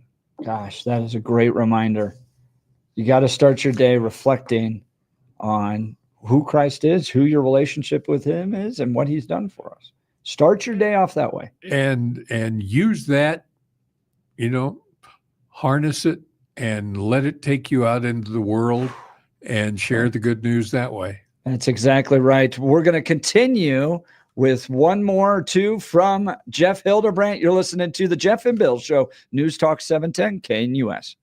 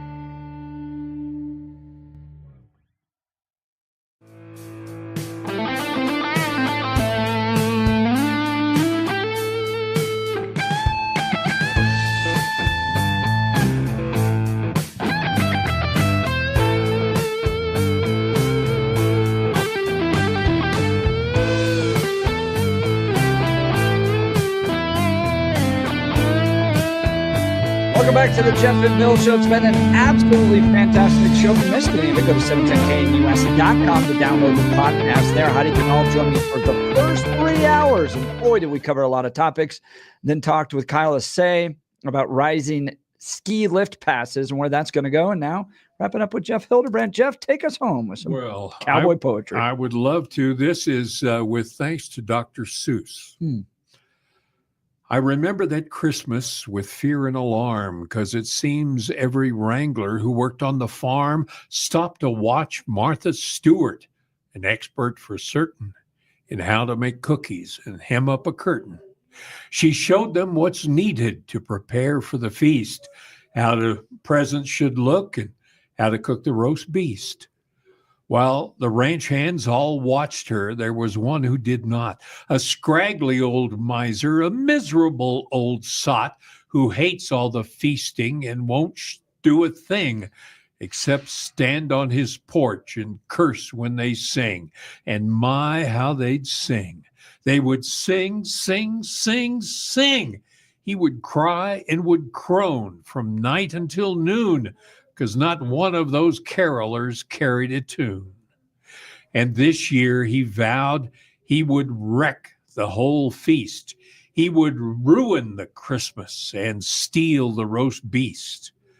Well, I bundled all up in my flannels and cap, climbed under the covers to take me a nap. There's a ruckus outside, and it's not even dawn, so I jumped out of bed to see what's going on. And what to my glazed over eyes should appear but the source of the clamor and the clanking I hear. Ebenezer S. Grinch, that holiday louse, was destroying the good things we'd done round the house. He took down the trees, stole the presents beneath with their hand stenciled paper, and he was a terrible thief. He drank the mulled cider, and he ate each cookie and scone. He snatched the wreaths made of pine boughs and stole Snoop Dogg's bone. In the midst of this nightmare, Charlie's angels appeared, spreading news of great joy, just what that Grinch feared. Martha Claus and her elves then went round the house, repairing the damage that was done by that louse. Then, off to my right, I heard somebody cough, and I knew in a flash I had simply dozed off. I'm still at the gathering of singers and poets. Nothing was changed. Wouldn't you know it? The best part of all of this festivity is the poets all rhymed, and the songs were on key. I love that. Man, that was the interweaving of "'Twas the Night Before Christmas" and the Grinch, and you pulled it all together. That was great. Ho, ho, ho. Well, it's been a wild show. Go to 710KNUS to download the podcast. Charlie Kirk is up next, but don't worry. Billy Thorpe will be back Monday, and we'll be right back into the battles that you know on this show. Till then, have a wonderful weekend. You've been listening to The Jeff and Bill Show, News Talk 710, KNUS.